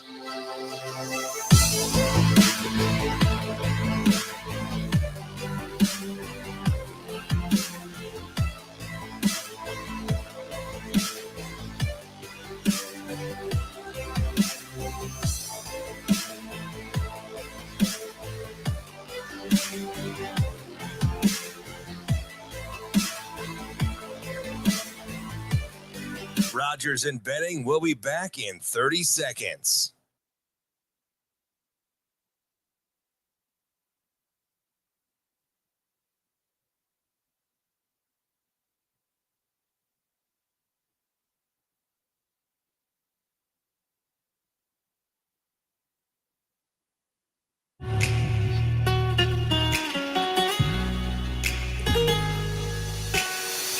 Coffee and Cream with Rogers and Benning on Hail Varsity Radio.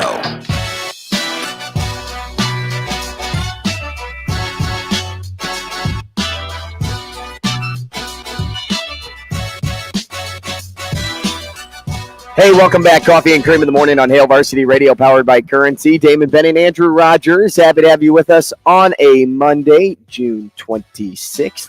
Pretty crazy that the month of June is almost over. We're live from Hail Varsity Club and the H&H Chevrolet stage. Now it's time to be joined by Brady Oltmans. We'll continue the conversation about recruiting with him. He's Nebraska and recruiting for Hail Varsity. Is that a sleeveless shirt, B.O.? Yeah, it's still already hot if you got to walk the dog out. So I just threw on a sleeveless shirt and head out into the June sun. I feel like that's what you should wear when you go attend your recruiting visits, so that can be your look. Everybody knows when B.O.'s there, you can tell because he looks like he just rolled off his Harley. Normally B.O. I'd make fun of you, but I'm not wearing anything. For those of you watching, I'm sleeveless too under here, man. So hey, listen. Please tell me you have a shoulder tat. Oh yeah, for sure. I don't have any ink. There it is. Should I get something to be cool? Ink? B.O., at what age did you get your ink? 18 was the first one, and then the last one I got about a year ago. When you were 18, was it like a girlfriend's name that you wish you didn't get? Stop. He's not that. No, please, come on. Are you serious? He's asking questions. Does he seem like the type to go all in on a female for a tattoo? I don't know B.O. enough. B.O., I could barely get earrings in Dr. Don Benning's household, so I had zero chance at getting ink, even when I was an adult. And then at that point, I was too afraid of needles. I know. This is the guy that would swim with a shark. He said today he would hug a shark if he could. I've gotten lots of injections just because of asthma and everything else, but just the constant tapping of a needle on my skin and I have to sit still, not a chance. Mm-hmm. It feels good after a while, man. And once you get one, you just want more. You know what I mean? Oh, this is so soothing. That's why we see in videos people like spazzing out in the chair are coloring my skin. This is so it's like a sauna. Stop. B.O., where are we after this weekend? I mean, Nebraska is supremely confident in what they're doing. When do you think the fan base will flip and then say, you know what, and we trust? Oh, It almost feels, at least just in the reaction I saw yesterday, it almost feels like it's kind of already started doing that. Because I mean, you and I both know after the camp commits, those initial guys who kind of came up out of nowhere, no real stars, no evaluations. Coaching staff obviously liked them, but they weren't the eye-popping star prospects that fans want, And I think a lot of people took pause and said, "Well, what's going on here?"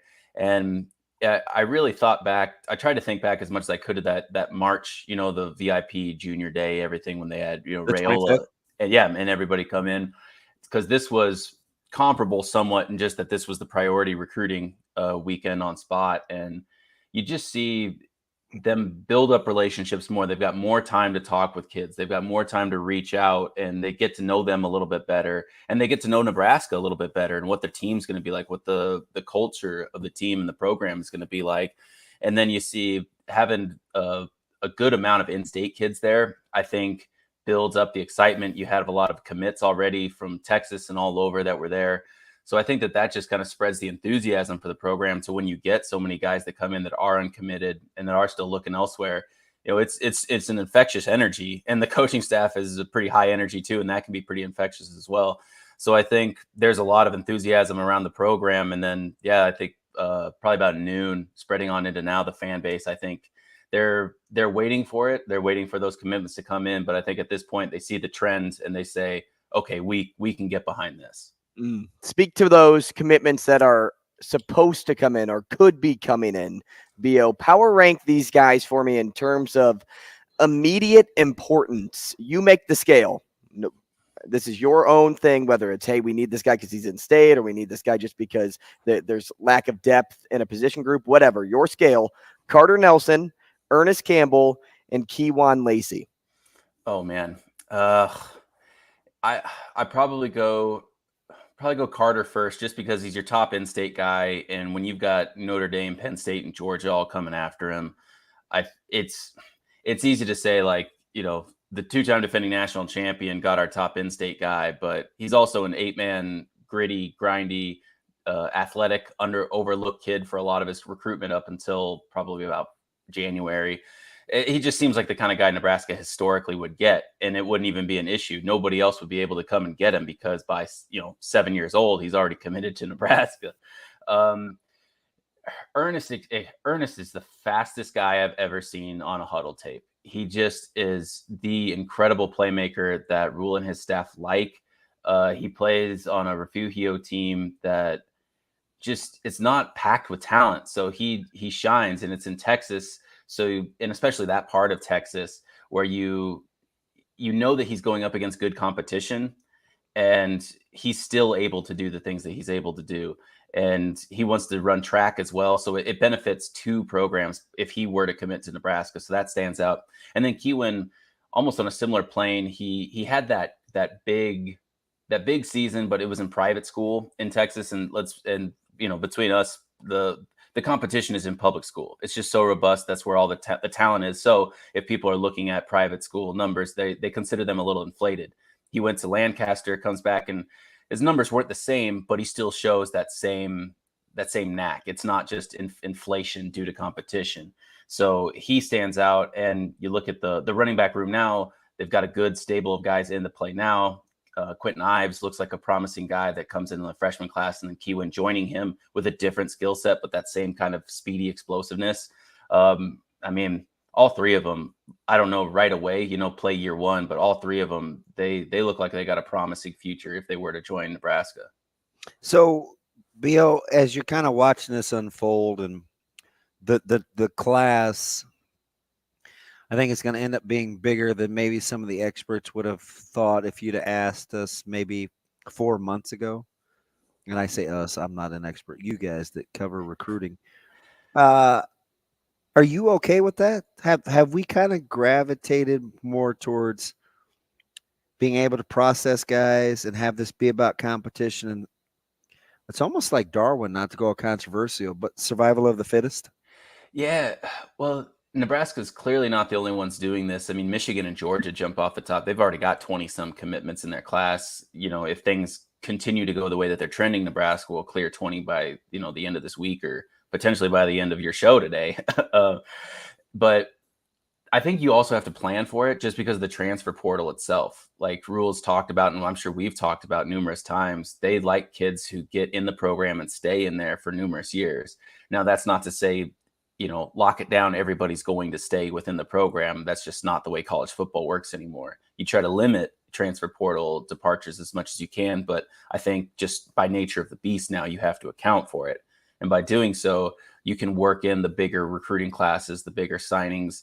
That way you give yourself a little bit of leeway. Plus there should be a decent amount of guys who exhaust their eligibility after this upcoming year. That's something.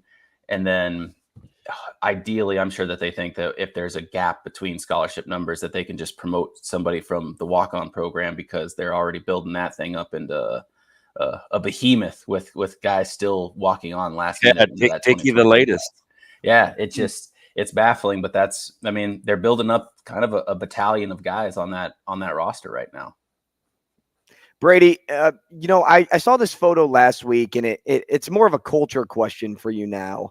Because, we talk about how priority number one for Rule has been building this new culture from the very beginning. But we don't often get to see it, right? Like, maybe us, because we went to spring practice and, you're so knee deep in recruiting, but aside from that, like looking from like a fan base point of view, nobody gets to really see this culture being built outside of just, hey, here's a new guy, or hey, here's a photo. But is there enough of that for a fan to sit back and say, hey, I know exactly what they're doing? But after seeing the photo of them on the senior retreat, okay, so I'm talking about the guys that are already in the room when he arrived. How far do you believe that thought process goes when building a culture, when it starts with the guys already in the room? I think it's big and it's important. One thing that Matt Rule did at Temple and at Baylor is he liked to keep guys around. He liked to rally them together for meetings, for going to bowl, or even just hang out in the players' lounge together. Play. That's why the ping pong and pickleball is such a big thing, is because you've got to be in the room, you've got to be off your phone to play it, and they get naturally competitive guys. That's just gonna it's going to bring you together by doing things like that. I think the senior retreat is just clear evidence that they like those guys coming together. They like to build that team bonding aspect. Because keep in mind, the staff and these players, they haven't played a game together yet. Like the spring game is what it is, and it's very purposeful, and it's in the total of the spring season. But it's not a competitive game where you're staring, a Big Ten schedule in the face, and that this coaching staff wants, I don't want to say perfection, but they want consistency. They want to push guys. That's how they get improvement. And it can be draining, and it's not for everybody. And, you see players say like, they're pushing us, but we like it, and we know it's going to get us better kind of thing. And I think the off the field stuff and retreats like that, they help build the trust that say like, okay, we know that they care about us. They have our best interest because they're able to do that and not just yelling at us on the field. Brady, you may have to talk me off the ledge. I'm kind of that guy because, we're lockstep. He talks culture. He talks time spent. He talks off the field stuff. They go on retreats. All the things we do at the high school level. I don't know, man. You may have to help me stay a little balanced here because I know he says there's no Rule Aid, but I feel like I'm kind of thirsty. Hey, do you guys win at Westside? I'm kind of thirsty. Hey, he's a high school coach at heart now. That's what we're finding out. I need help. Brady, we appreciate it, man. Enjoy the week. All right, we'll see you guys. We'll be back with more CNC. Rogers and Benning will be back in 4 minutes.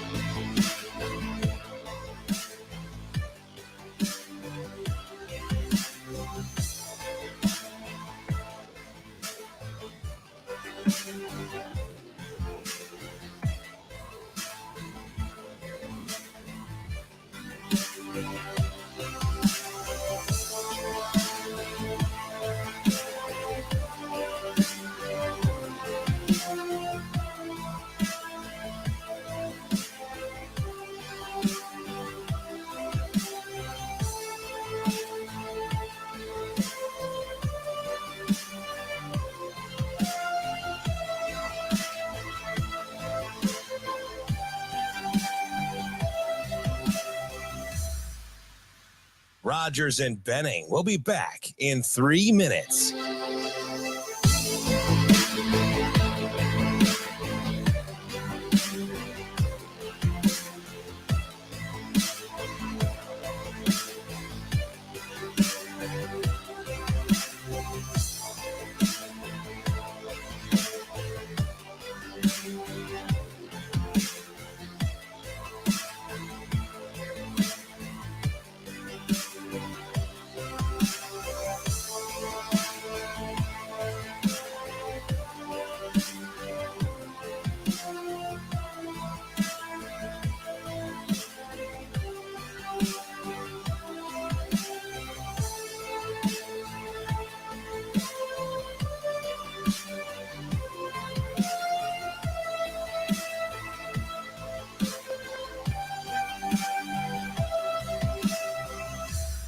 Rogers and Benning will be back in 2 minutes.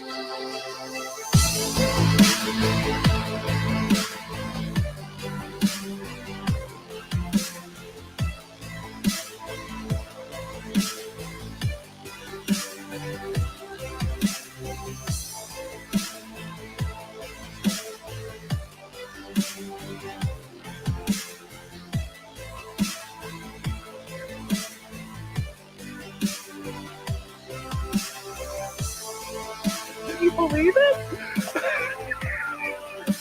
Sam, this seems like it stems from a certain particular I place think this is inside of you. a lot of this. So stuff like that. It's like, yeah, he's gonna be better than Nathan Miller. Can you believe it? It stems from a certain particular. Well, yeah, he scored for 4 years in grade 2. He can score. Well, yeah, he scored. He can score. Well, Rogers yeah, and Benning for will 4 be back years in in 1 Grand minute. Island. Yeah, he can score.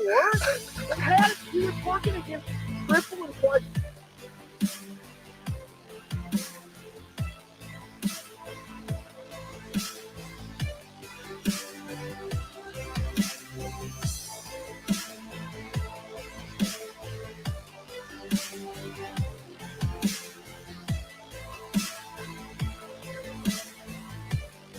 Rogers and Benning will be back in 30 seconds.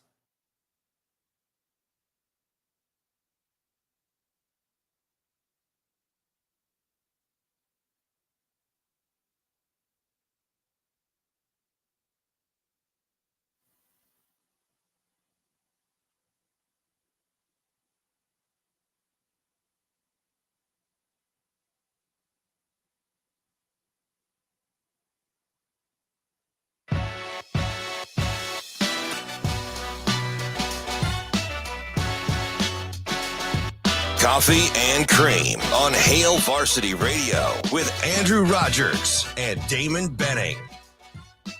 He can score. Well, yeah, he scored for 4 years in Grand Island. Yeah, he can score. He was working against triple and quadruple teams for 4 years. You don't think he didn't learn how to score? I mean, so stuff like that. It's like, yeah, he's gonna be. Can you believe it?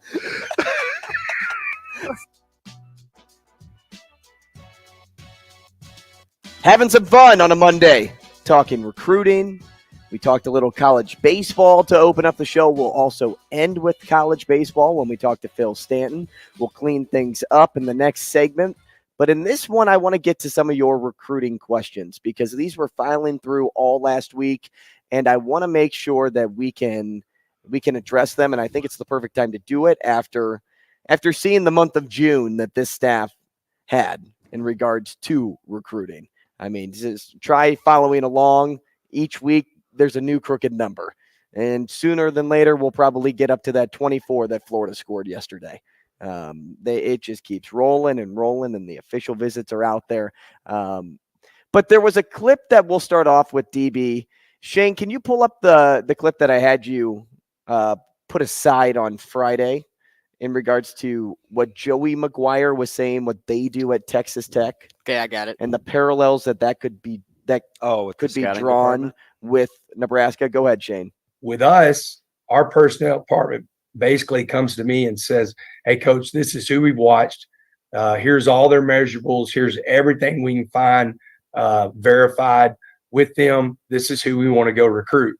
And so when we first started doing that, the coordinators were like, now, hold on, you're telling me that we're not going to watch them? And I was like, well, no, you can, and we're going to. We're just not going to wait for you to tell us to offer them.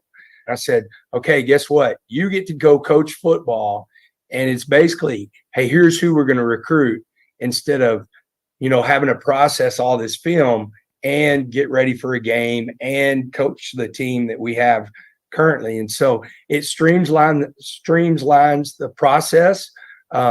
You definitely have to have some guys that you totally trust, and luckily we do. And so it keeps us ahead. We're developing relationships way before guys are offering. Husker X's and O's on Twitter asked, how similar do you think this is to how Rule is running it? I think there's something to that, but do you also think they're doing it their own way? Yeah, I do. I absolutely do, because. So do you like drawing parallels, or do you like relating one staff to another? I can see some of it, but you have to be careful where and I actually think Texas Tech is going to be good this year, and I've said that from the jump. They're my surprise team in all of college football in terms of them having the ability to make a run at a college football playoff, which I'm saying it out loud. But having said that, I think you have to be careful. And listen, anytime you ask me a question, you have to understand that I can pit it against, or I probably will put it against experience, because I've seen so many talented players that put up really, really good numbers. They can't play dead because either it's emotional maturity, lack of actual outright toughness, don't really love to compete. And I've also seen guys that are as, let's say, physically gifted that sign their second NFL contract to play quarterback in the NFL. So, for every Easton stick, I can give you a guy like, Brian Knuckles, right, who was as gifted a player as I've ever seen.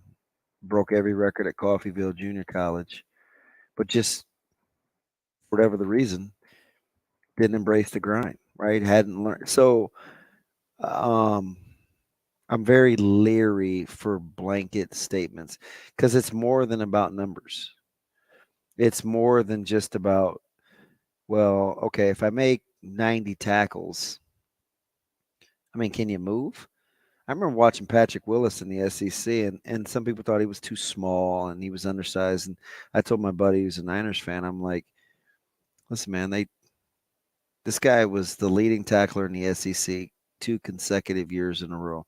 I don't care if he's undersized. I don't care if he's not as fast as you want him to be. He's twitchy, and he makes a lot of plays. And enjoy drafting an all-pro, right?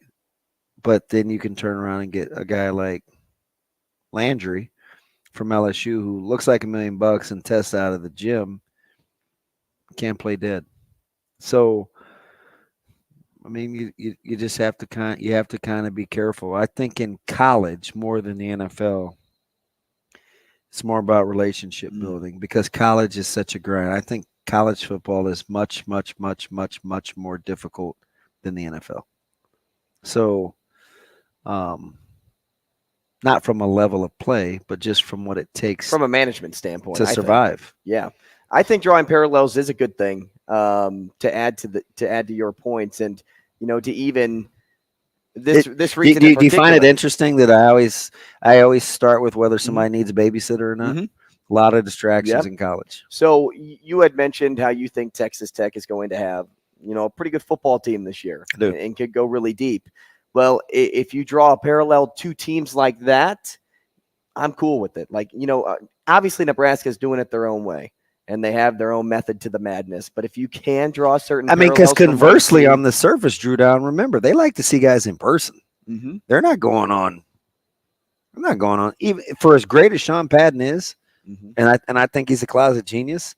It's not just about what Padden says. Right. Like, they want to see you. They want to see you come. Like, come hang out with us. Let's talk to you. Yep. So it's not just about. So there's more. Yeah. There's definitely more. Definitely more. But they also aren't afraid at least a chunk of the point that I took out there, they're not afraid to be the first. Yeah. They're not afraid to send an offer. They're also not afraid to say, hey, let's coach football and I'll bring you some gems. But you're 100% right in the stance of, hey, we got to go to this camp. We got to host this camp so we can see these people. But in the same light, I also think they have to do that because right now they don't have the credibility from anyone that they've done anything. And so in order to combat that, what you have to do is put yourself out there, put your face in front of other faces, create those relationships, get people to start talking about you, because if they like you, then that word of mouth will just keep extending and extending and extending. And then whether or not this season goes off without a hitch, well, at least you have something to lay your head on that you can do it again next year. And people can be like, yeah, I really like what you're saying. Yeah, I really like how you're operating. But I still think it's cool to draw some parallels. Danny in Lincoln asks, how can you not think the amount of stars recruits yield doesn't directly correlate to wins? Better players equals wins. Andrew. Generally, I haven't thought about it. Generally speaking, yeah, like we've seen it, man. I hate listen, I see how Georgia and Alabama and Michigan, and I see how these guys recruit. I do. And I think good players 90% of the time yields good results. But what I don't like, and hear me clear here, is when you fast forward to making it all about stars. It depends on where you are in your journey to build your program. Some people, when you get to the top, it is all about the level of good guys that get you over the hump. But you still have to be a certain kind of coach. The only outlier in that, and I still think he was a good coach.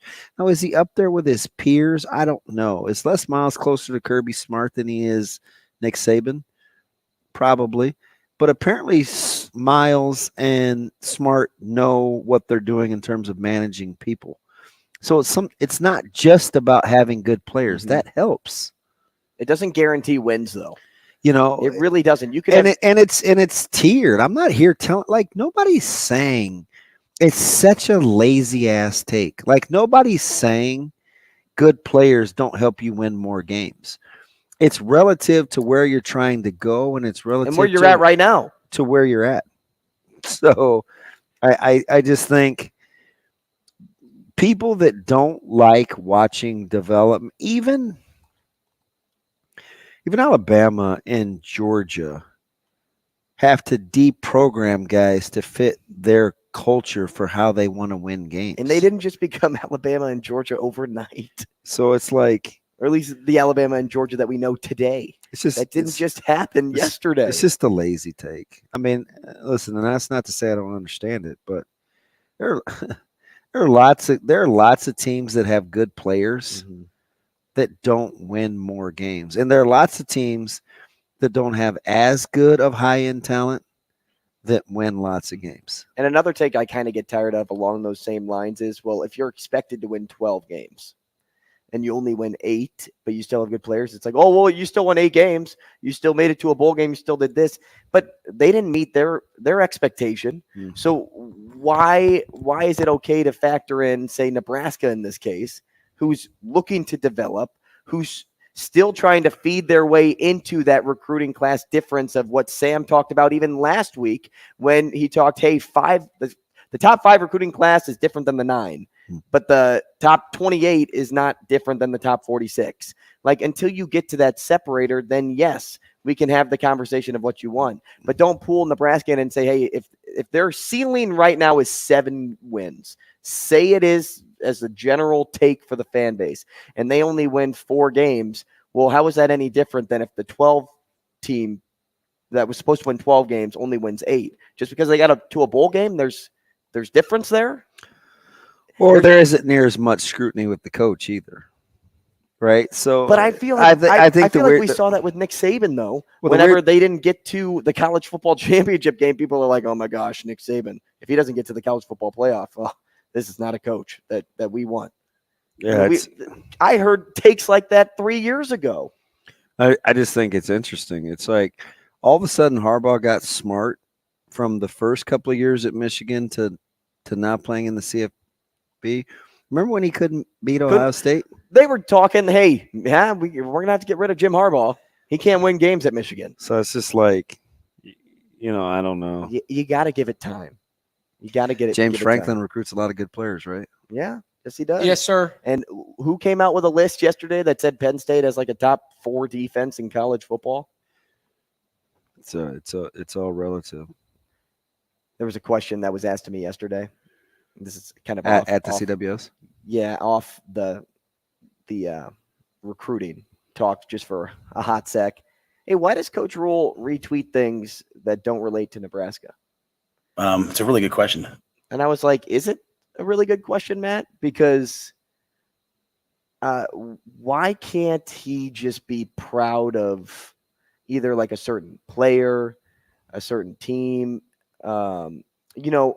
I also thought too, we talk about a sense of security and how one has to be okay with who they are so that before they start showing real love for somebody else. And so he retweeted that photo of like 4 Big Ten teams in the top 10 of defenses. It was Michigan, Iowa, Penn State, and Wisconsin. But Nebraska's name's not on the list. And he's like, why retweet that if Nebraska's not a part of it? Well, he's retweeting that because he's talking about, hey, we're playing against the Big Ten had the most on that list in the top 10. He's playing against those teams.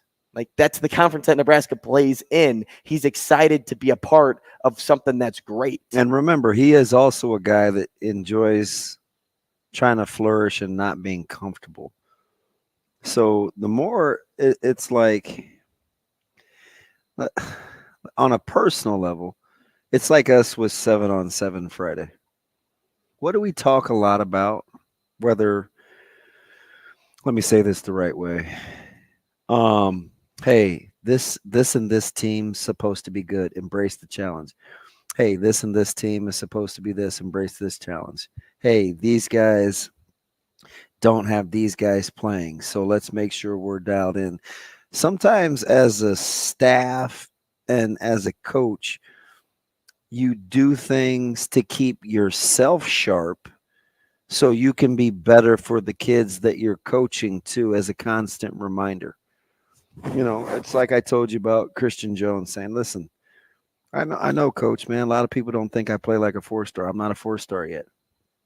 I said, hey, Christian, keep that same energy. Keep that same energy. Like I tell him all the time, right? But he goes down to Florida on Friday, and I knew we weren't getting him. And it's like, I give him a hug, or, I'll tell, I may pull Tyson Terry to the side on Thursday, and I'll say, hey, man, kind of introducing or embracing O-line versus D-line potential and things that like a year ago were kind of like, He's like, hey, you know what? Do whatever it takes. Do whatever. See, those are the guys, Easton Stick, I always bring up. I used to tell that staff, I'm like, Easton's a guy you don't have to babysit. Casey Sells, the guy you don't have to babysit.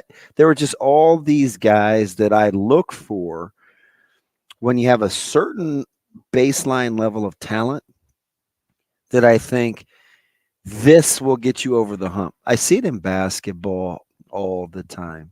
I saw an 8th grader this weekend that some will consider the best in the country, right? And I watched him.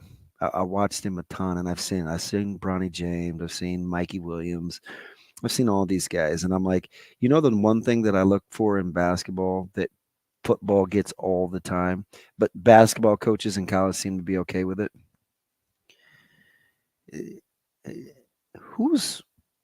How motivated is he? Because there's a reason you see 1,000 Division I basketball players in the transfer portal every year. And some of it is not unique to the sport. It's unique to the culture and the character in which you're recruiting guys. So I don't know. Some part of it's just like regular life, man. You always want to hire the guys and gals that you don't have to have set the alarm to get out of bed to go to work.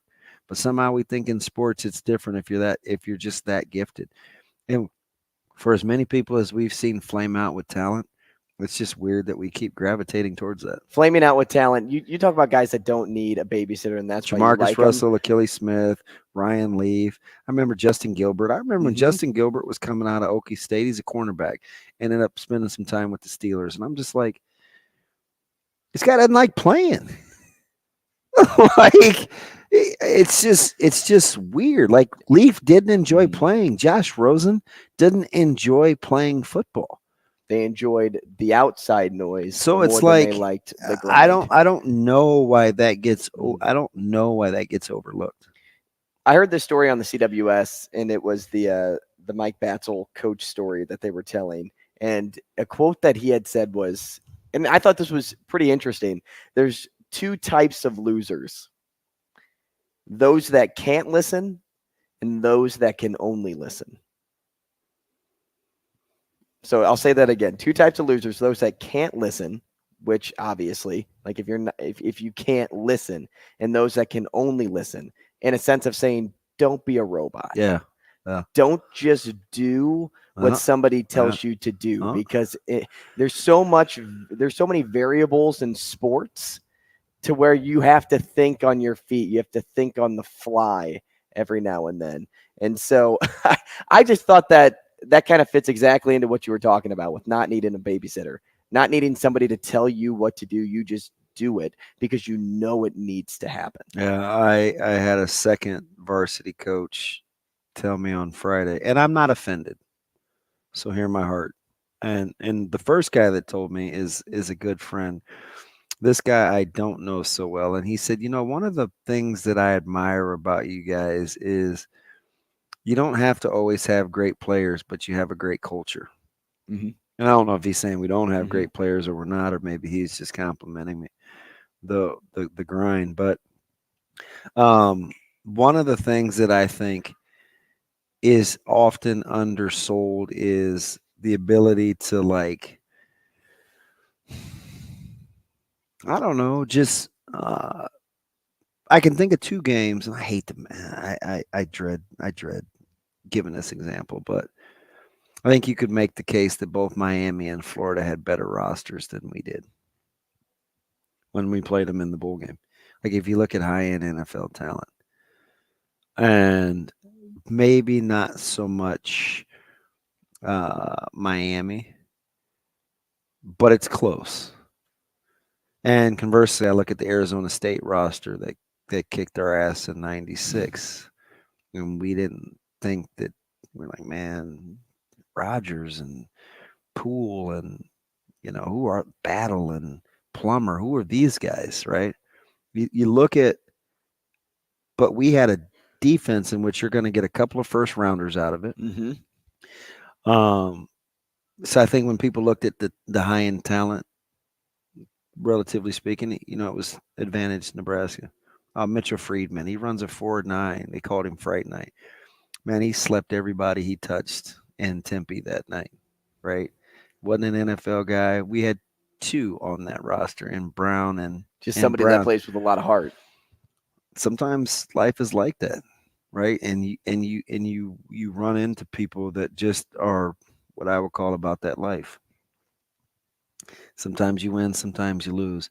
I'm the worst guy to talk to about talent, because while I embrace it, I just know there's so much more to it, right? Somebody asked me the question, I saw this on the message board, DB. I thought you'd chime in. If Bellevue West is this and this, how did they go 7-4? And I'm like, well, first of all, they lost to Kearney, Westside, and Gretna twice. It's not like they lost to a couple of slouches. Mm-hmm. But number two, it's not always about talent. And that's why it's not always about talent. So it's just like question. That's why I kind of died on the hill of it doesn't guarantee a win. At the end of the day, it doesn't guarantee you wins. It puts you in good position to get wins, but it doesn't guarantee that win. Travis, Husker fan in Dallas, he said Nebraska has gotten quite a few 4-stars the last two coaching regimes. It's hard to make good wine from bad grapes, but it's easy to make bad wine from good grapes. I don't know if necessarily I'm like lock, stock, all But I get the premise. Because basically he's saying what you're saying. There is no guarantee. But I get the lazy take, right? Oh man, teams that win national championships, they have a lot of good players. There's no failure in sports. I understand. Is there, Eric? I don't know. I look at you asked me the same question. I look at the Nuggets. I look at the Heat. I look at the Milwaukee Bucks. I look at a lot of teams that have a great player or two. But when you look at the roster, there's lots of teams that you trade them for. I mean, nobody was calling Steph Curry a prolific, top 15, top 10 NBA player until he started winning titles. In fact, he got booed on draft night by the Warrior fan base. So it's just weird. I mean, Yankees have a lot of good players, right? Haven't won a ton.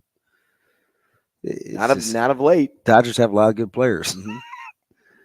And won a lot of championships. So it's sometimes you can spend to make.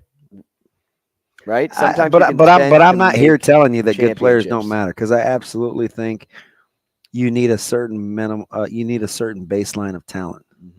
But I mean, there's just a lot more to it than just. I don't know. Somehow TCU was in the CFP. There's just a lot more to it than just a number of stars. And I'm not here to tell you that stars don't matter. Good recruiting talk during the 9 o'clock segment here. Those are questions that you saved for me. There's still a couple of more that we need to get to. We'll do that as a part of the 6-packs this week. We'll do one tomorrow. We'll save one for Thursday. I think that'll be a good way to space them out the rest of the way. We'll do the sports cleanup. Can't wait to stress. Yeah, you're welcome. Thank you. Hey, just so you know, none of them are about Caleb. I don't care. I'm so over that. We'll be back.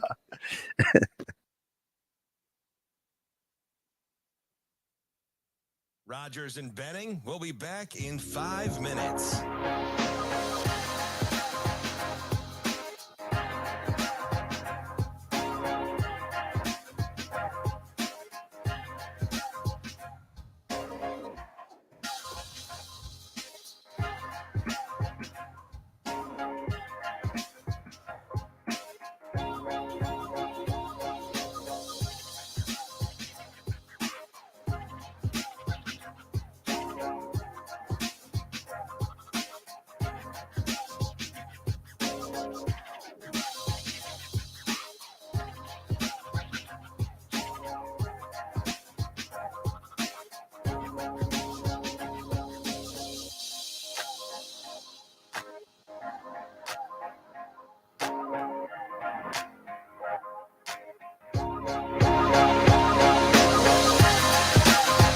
Rogers and Benning will be back in 4 minutes.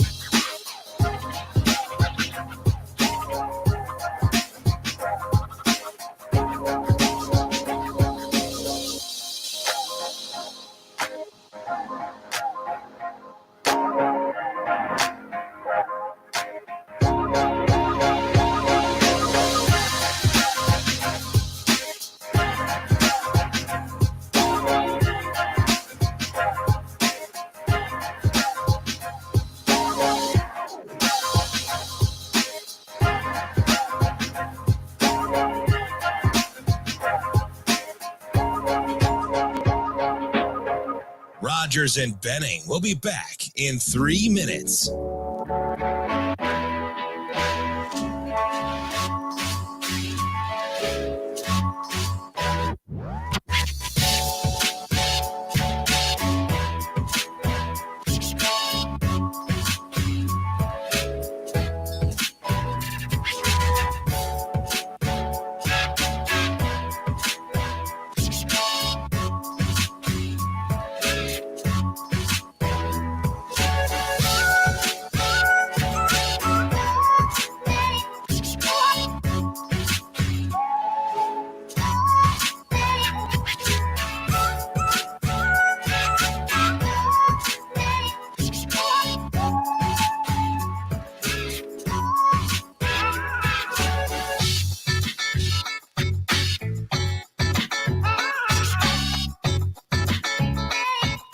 Rogers and Benning will be back in 2 minutes. Coffee and Cream with Rogers and Benning on Hail Varsity Radio. Here's the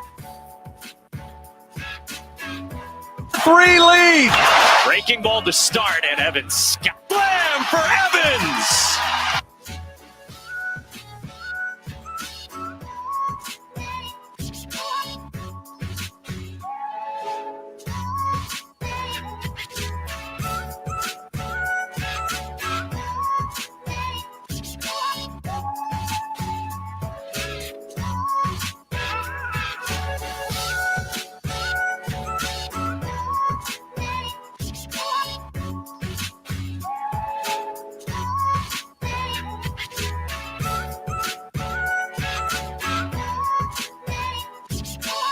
Rogers and Benning will be back in 1 minute.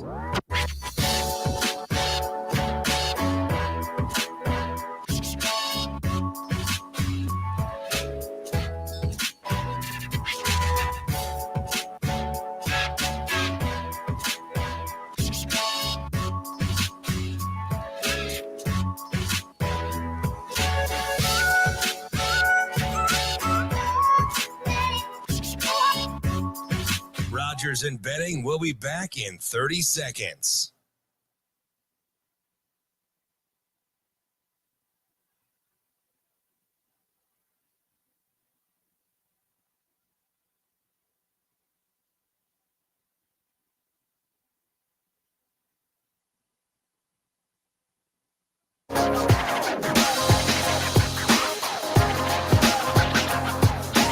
Coffee and Cream with Rogers and Benning on Hail Varsity Radio.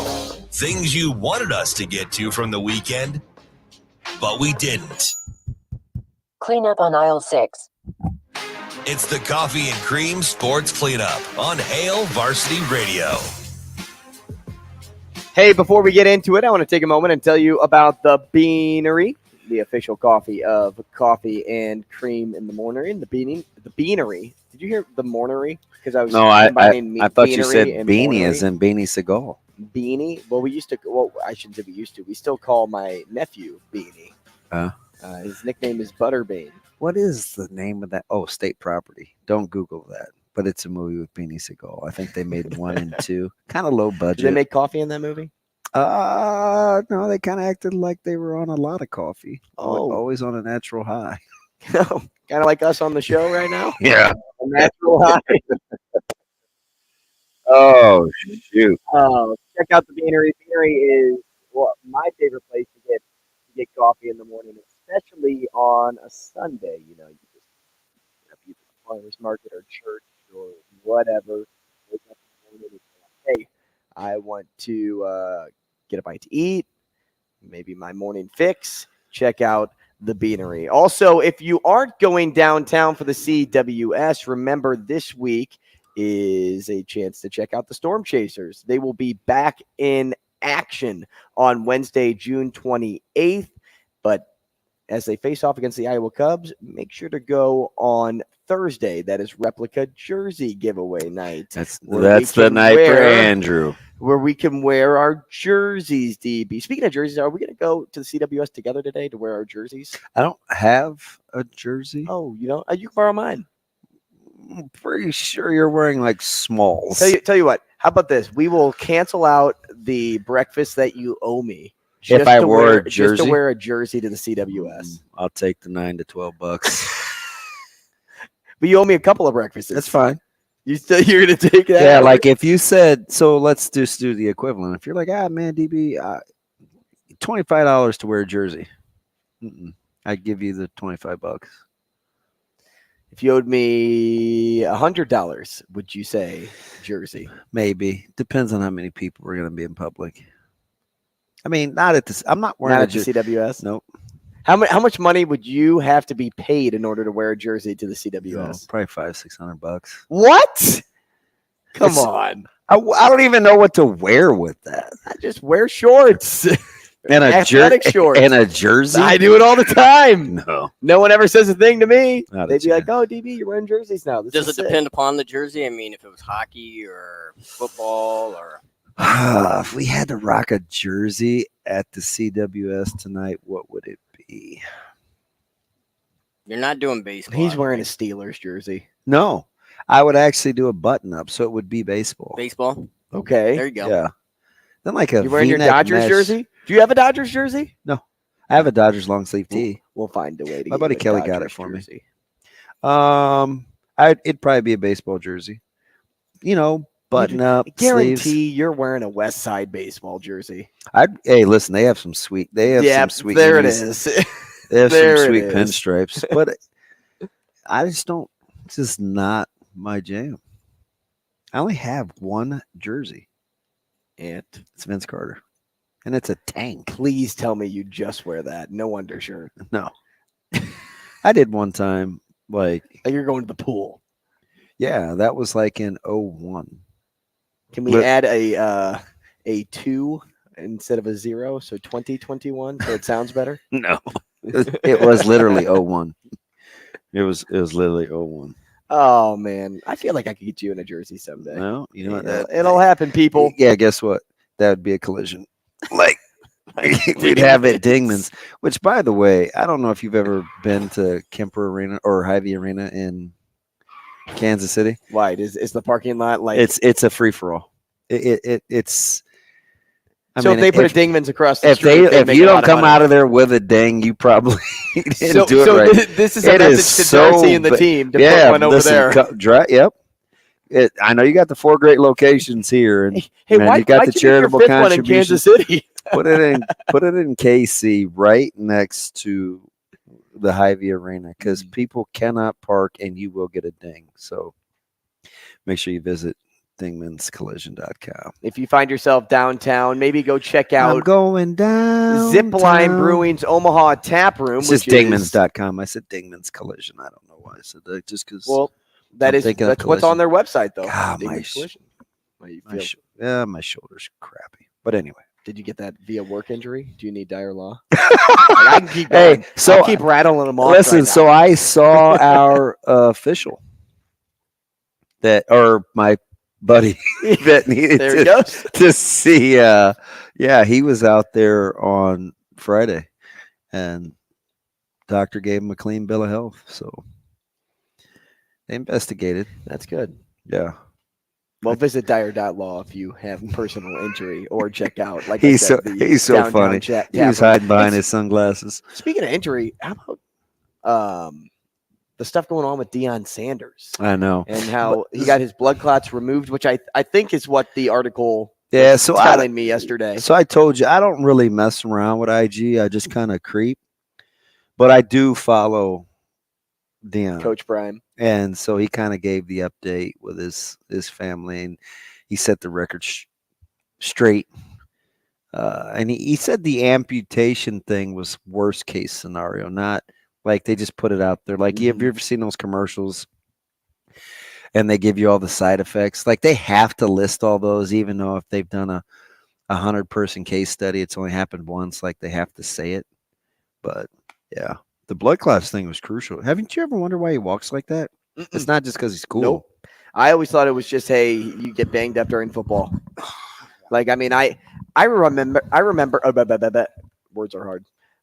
I remember going to St. Louis Rams camp before they moved, and Torrey Holt was walking by and he was signing some stuff. And he came over to me and he shook my hand, and I remember looking at his fingers. Yeah. And they were all different shapes. Hey, one looked like an F, one looked like a G. So you made fun of me for showing Ashley Johnny Rogers' hands. I didn't make fun of you. I was like, hey Ashley, shake his hand. I did not make fun of you. His fingers are all doing their own thing. I didn't make fun of you. I said he knows her, or I said he knows him. Ashley, like that's why she was mortified. That's why She's he like, can you make can't that. be talking about this man's hands. Yeah, those things like. Oh man, but that's from catching footballs. Each one of them has its own Google direction. Yes, right. It's exactly. Like, it's like, here are your 4 different routes to the destination. Johnny's like, so funny nephew. Yeah. Yeah, sometimes it just happens. Aside from that, Freddie Freeman joined the 2,000 hit club yesterday. A sweet Congrats swing. to your boy. Yeah, wish they'd have won in extra innings, but that's okay. Wish Kyle Tucker would have hit a home run too. God, I just hate the Astros. Hey, the next two players that are less than 100 away. One plays for the Astros, one plays for the D-backs. Who are they? Oh. Who's closest to 2,000, less than 100 away? One's an Astro, one's a D-back.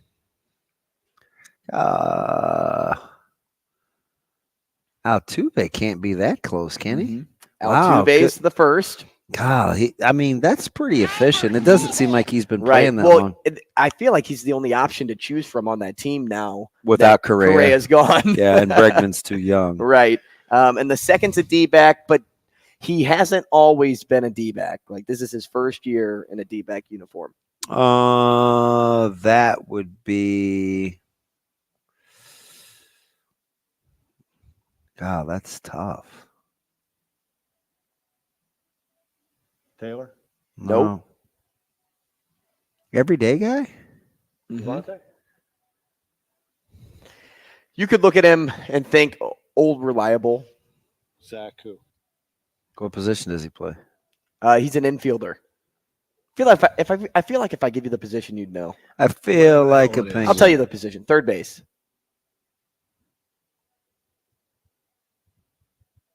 You probably are like, he's a D-back. He played for only 2 teams before them. Well, doesn't Rivera start? Isn't Emmanuel Rivera their starting third baseman? I'm not sure. Now I'm not sure. Give him to me. Evan Longoria. Oh, okay. Yeah, he's not an everyday guy. Evan? I don't think so. I think Rivera starts for them, doesn't he? I'm not sure. I should ask Omaha Ryan. You could be right. Yeah, I don't know. Listen, that's not my team. I just know they win a lot of games. But Longoria makes sense. Evan Longoria started at third yesterday. Let's just go back a few games. I thought Emmanuel Rivera was their guy. I could be off. You would be correct because he started the game before that. Rivera. The game before that, Longoria started at third. I guess they just are swapping, going every other. That's actually a good trivia question because I think Rivera in my head. I wouldn't have got that. We'd have been here a while. If you'd have said former Ray, I'd have known though. Right, and that's kind of the dead giveaway.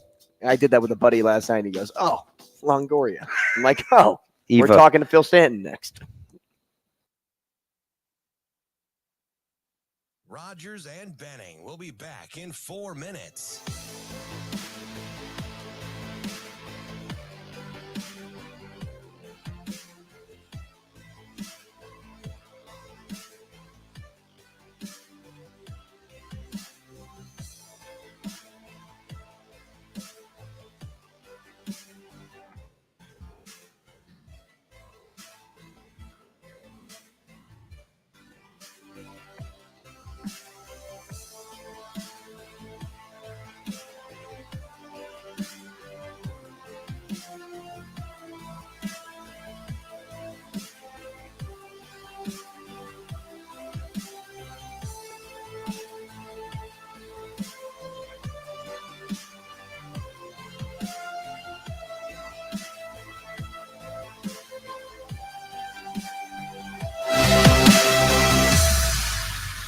Rogers and Benning will be back in 3 minutes.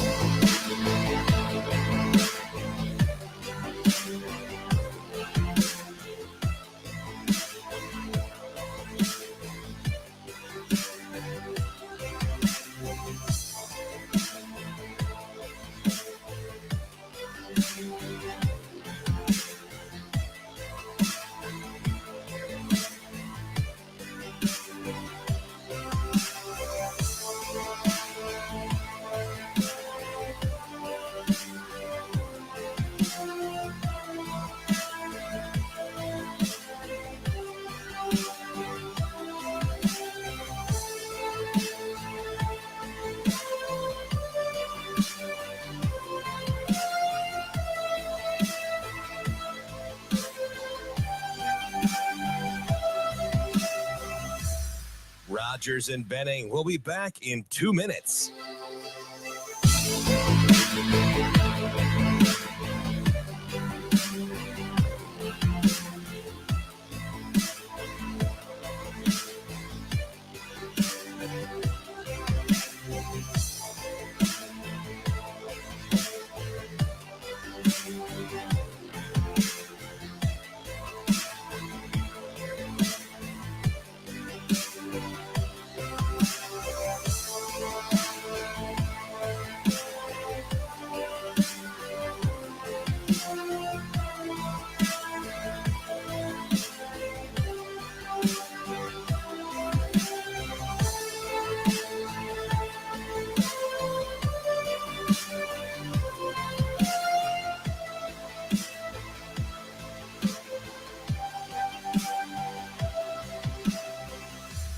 Rogers and Benning will be back in 1 minute.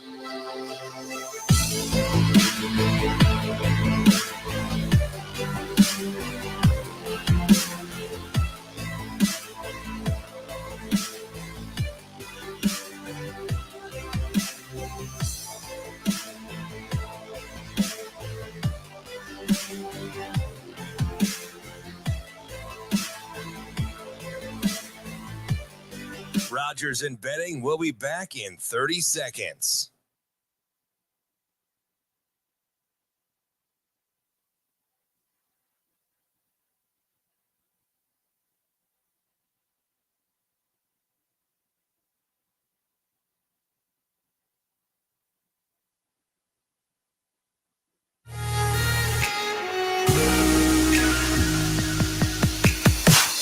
Coffee and Cream with Rogers and Benning on Hail Varsity Radio. Here's the 0-1 to Beloso. Hit high and deep to right field. Giving it a look is Scheichhofer, and this baby's gone! Kay Beloso gives the Tigers a 4-3 lead. Breaking ball to start, and Evans skies this one down the line and left toward the corner. Pearson back at the wall. That ball is gone! It's a grand slam for Evans.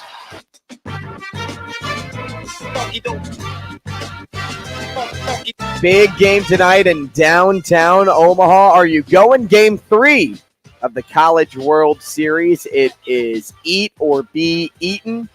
LSU or Florida. Who do you have? We'll talk to Phil Stanton about it now. Phil Stanton, co-founder and editor of College Baseball Insider at Road to Omaha on Twitter. Phil, good morning. Good morning. How are you? Oh, we're good. We're good. We're feeling good. We're going to go downtown for the game today. And, it all comes down to this. It started with extra innings, middled with LSU losing by 100, and now Omaha gets an absolute thriller to decide it all. My question for you is this. Will this game and its implications supersede LSU Wake Forest elimination game without already knowing the result, or do you think it'll at least match what we got to see last week? I think it will at least match it. A lot of times you'll hear, like in the NFL playoffs, teams will say there's more pressure on them in the AFC or NFC championship game trying to get to the Super Bowl. I mean, obviously all the teams want to win it, but there's so much pressure in trying to get there. So I think LSU and Wake, they were just, both of them, so intent on trying to get to that championship series. And everybody had a pretty good idea that it was going to be Louder against Skeens for that game, which was just a dream matchup for college baseball fans. So I think as we get closer and as we get into the early part of the game, I think there'll be that pressure again. But hopefully it'll be able to match that Thursday game with Wake and LSU. If Jay Johnson was going to give his pep talk, would he be talking to his defense up the middle or his pitching staff to have success tonight? I think that they probably would need to go hand in hand. It's going to be Isn't that strange, right? Like, now we got to find a way that we can pick it to keep us in this deal. Yeah, and you would hope, a lot of times things just kind of snowballed for them yesterday. You get that first error, that first miscue, that gets into your head.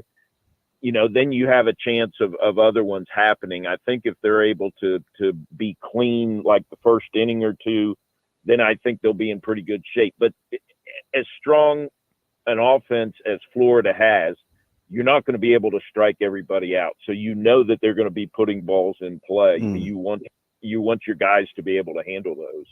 Phil, I think the question everyone's asking is it Skeens or is it no Skeens? Because he's coming off 120 pitches, just 3 days rest. What are you thinking about it if you're Coach Johnson in this scenario? I think that they're, going to talk to Skeens today. I would be very surprised if he would start. I'm with you. Yeah, my guess would be that they would go with either Hurd or Herring to start. Both of them have had success in Omaha during the World Series. And Hurd's a former starter. Yes. I think the max that you could get out of Skeens would be 2 innings. Maybe you get one, depending on how many pitches he would throw. But I'm guessing that today would be a day where he would do some bullpen work, but he's not going to get extended. So I just can't see him starting the game where they're trying to look for 3 or 4 innings out of him. My thought would be that ideally they would love to see Hurd, Herring, Cooper handle the game.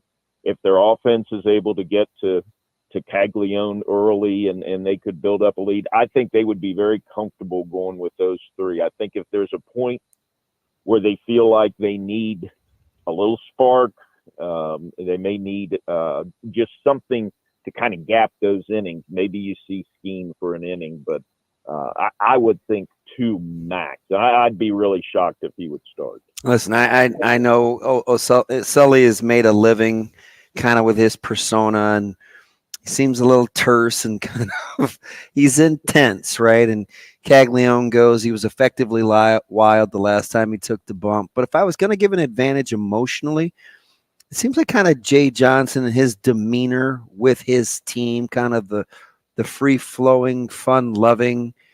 I've got the natural fan base behind me. Omaha has embraced LSU. It seems to me I would give the advantage to LSU psychologically. How much should I reconsider with what has to happen physically for both teams to pull this off? Well, I think when you stop and think about LSU's path, they've been on they've had elimination games ever since they lost that 3-2 game to Wake Forest a week ago Monday. So they've had their backs against the wall pretty much for a full week, and I think they have embraced that. They've had that mentality of one game at a time. And I think they'll be, as you were saying, as loose as they have been. I think that they're easily going to be able to put yesterday's game behind them. I think they'll feel like, okay, now we're in another elimination game. We've had a few of these already. I think they're going to be really comfortable going in. I think there'll probably be more pressure on Florida because of the offensive explosion that they did have yesterday. But I think LSU will still be loose, and Jay Johnson will be a big part of that. I think he'll have the guys comfortable coming out of the gate. I think, we should expect to see them pretty loose out on the field through pregame. Obviously things will tighten up a little bit as the game gets going, but I think they will be loose, early in the game. Phil, would you expect a low-scoring affair today after what happened yesterday, like more of a walk-off home run situation? I think it's going to be tighter. I think a big factor will be what the wind does today. Yep. If the wind's blowing out again, I could see a 9-8, an 8-7, something like that. I think LSU is going to swing the bats better today than they did yesterday. And the game could have been a lot different yesterday. They left 8 guys on over those first 3 innings. Mm-hmm. So and 13 for the game. That's a big number. Yes, it is. And so if they end up, Evans's grand slam was almost like an excuse me grand slam, because I think a lot of people, really thought that it was going to go foul, and then it ends up going out, and everybody gets all excited and all. If LSU had one of those fly balls, if they had been able to get a fly ball up there in the first or second, and they get a grand slam, maybe things end up turning yesterday. So I think it's still going to be a really close game, but I do think if the wind's blowing out, I think it'll be a higher scoring game where we might see 8-7, 9-8, something like that. So we've talked a lot about pitching and the way that the wind is blowing. How about the ability to make the routine? We saw Caglione. I referenced it earlier. He was effectively wild. They played good D behind him. They picked it relatively well. Is defense an issue when you look at how you want to kind of cap this game tonight? It potentially could be. I think LSU has been pretty solid through the year. I think the errors get magnified. When you're on this stage, when you're in the World Series. But I think Jay Johnson will have all of them, pretty well settled down. And I would expect both teams to be on their A game defensively.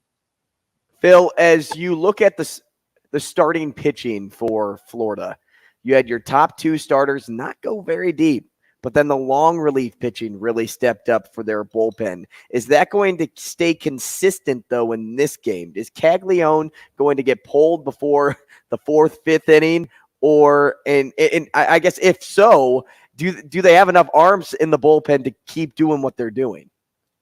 I think they still could. I think Neely could be a big factor. I think they could extend him a little bit if they needed to, that he could potentially go, 2 or 3 innings versus just a traditional 1 inning cut. So I could see them.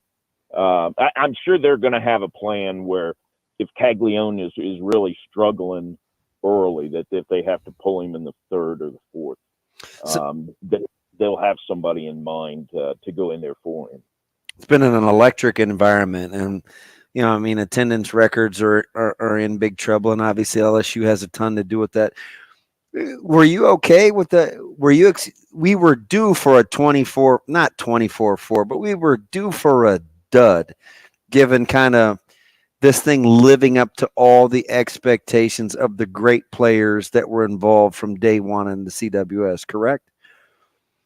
Yeah, I am just surprised that it came in the championship series. I thought we might have had one of those, like in one of the elimination games, maybe on Tuesday or Wednesday. But before yesterday, the widest margin, I think, was 5 runs.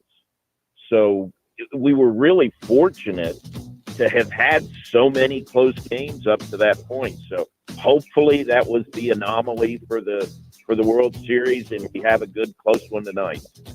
Phil, we appreciate your time this morning. Thanks so much, and enjoy this game tonight. I will, and you guys enjoy as well. Thanks. Thanks, Phil. Thank you, and thank all of you for listening to today's show. If you missed anything, go back on the pod. Again, type in Hail Varsity Radio, Apple, Spotify, Google, Amazon. You can catch anything. I'm taking LSU. I'm taking Omaha, too. No, Omaha. Go double J and J Johnson. Yep. LSU in a tight one. We'll see you tomorrow.